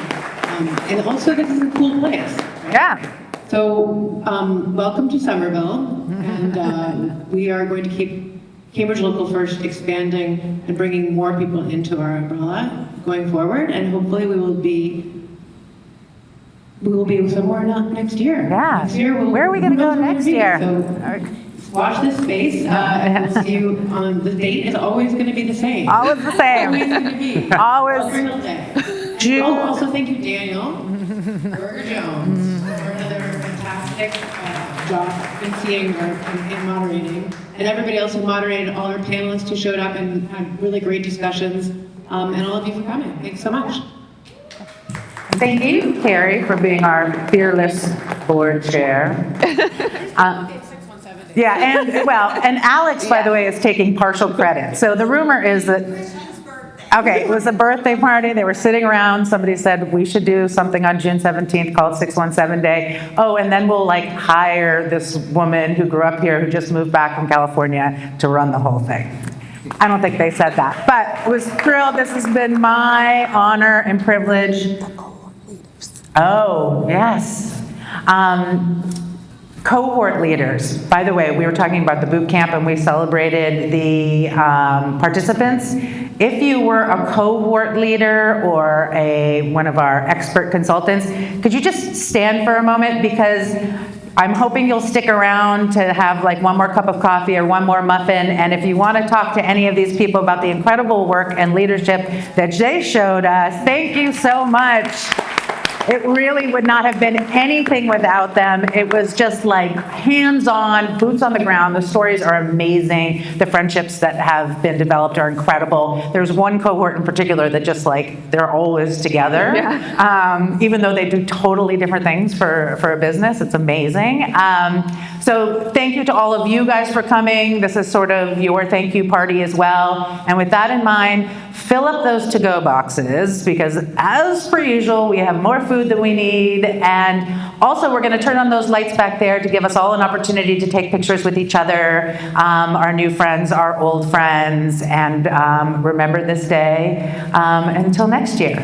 So until then, happy 617 Day!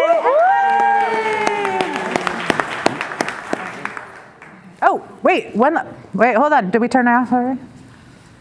While you're saying goodbye to people, while you're saying goodbye and taking pictures, I wanted to let you know that this is Kieran Kelly, my associate director for over a year now. It is his last day, as he will be moving on to Columbia Law School.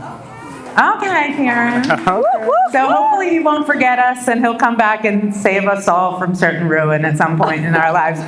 But thank you so much. It's been an honor and a pleasure. We love you, Karen.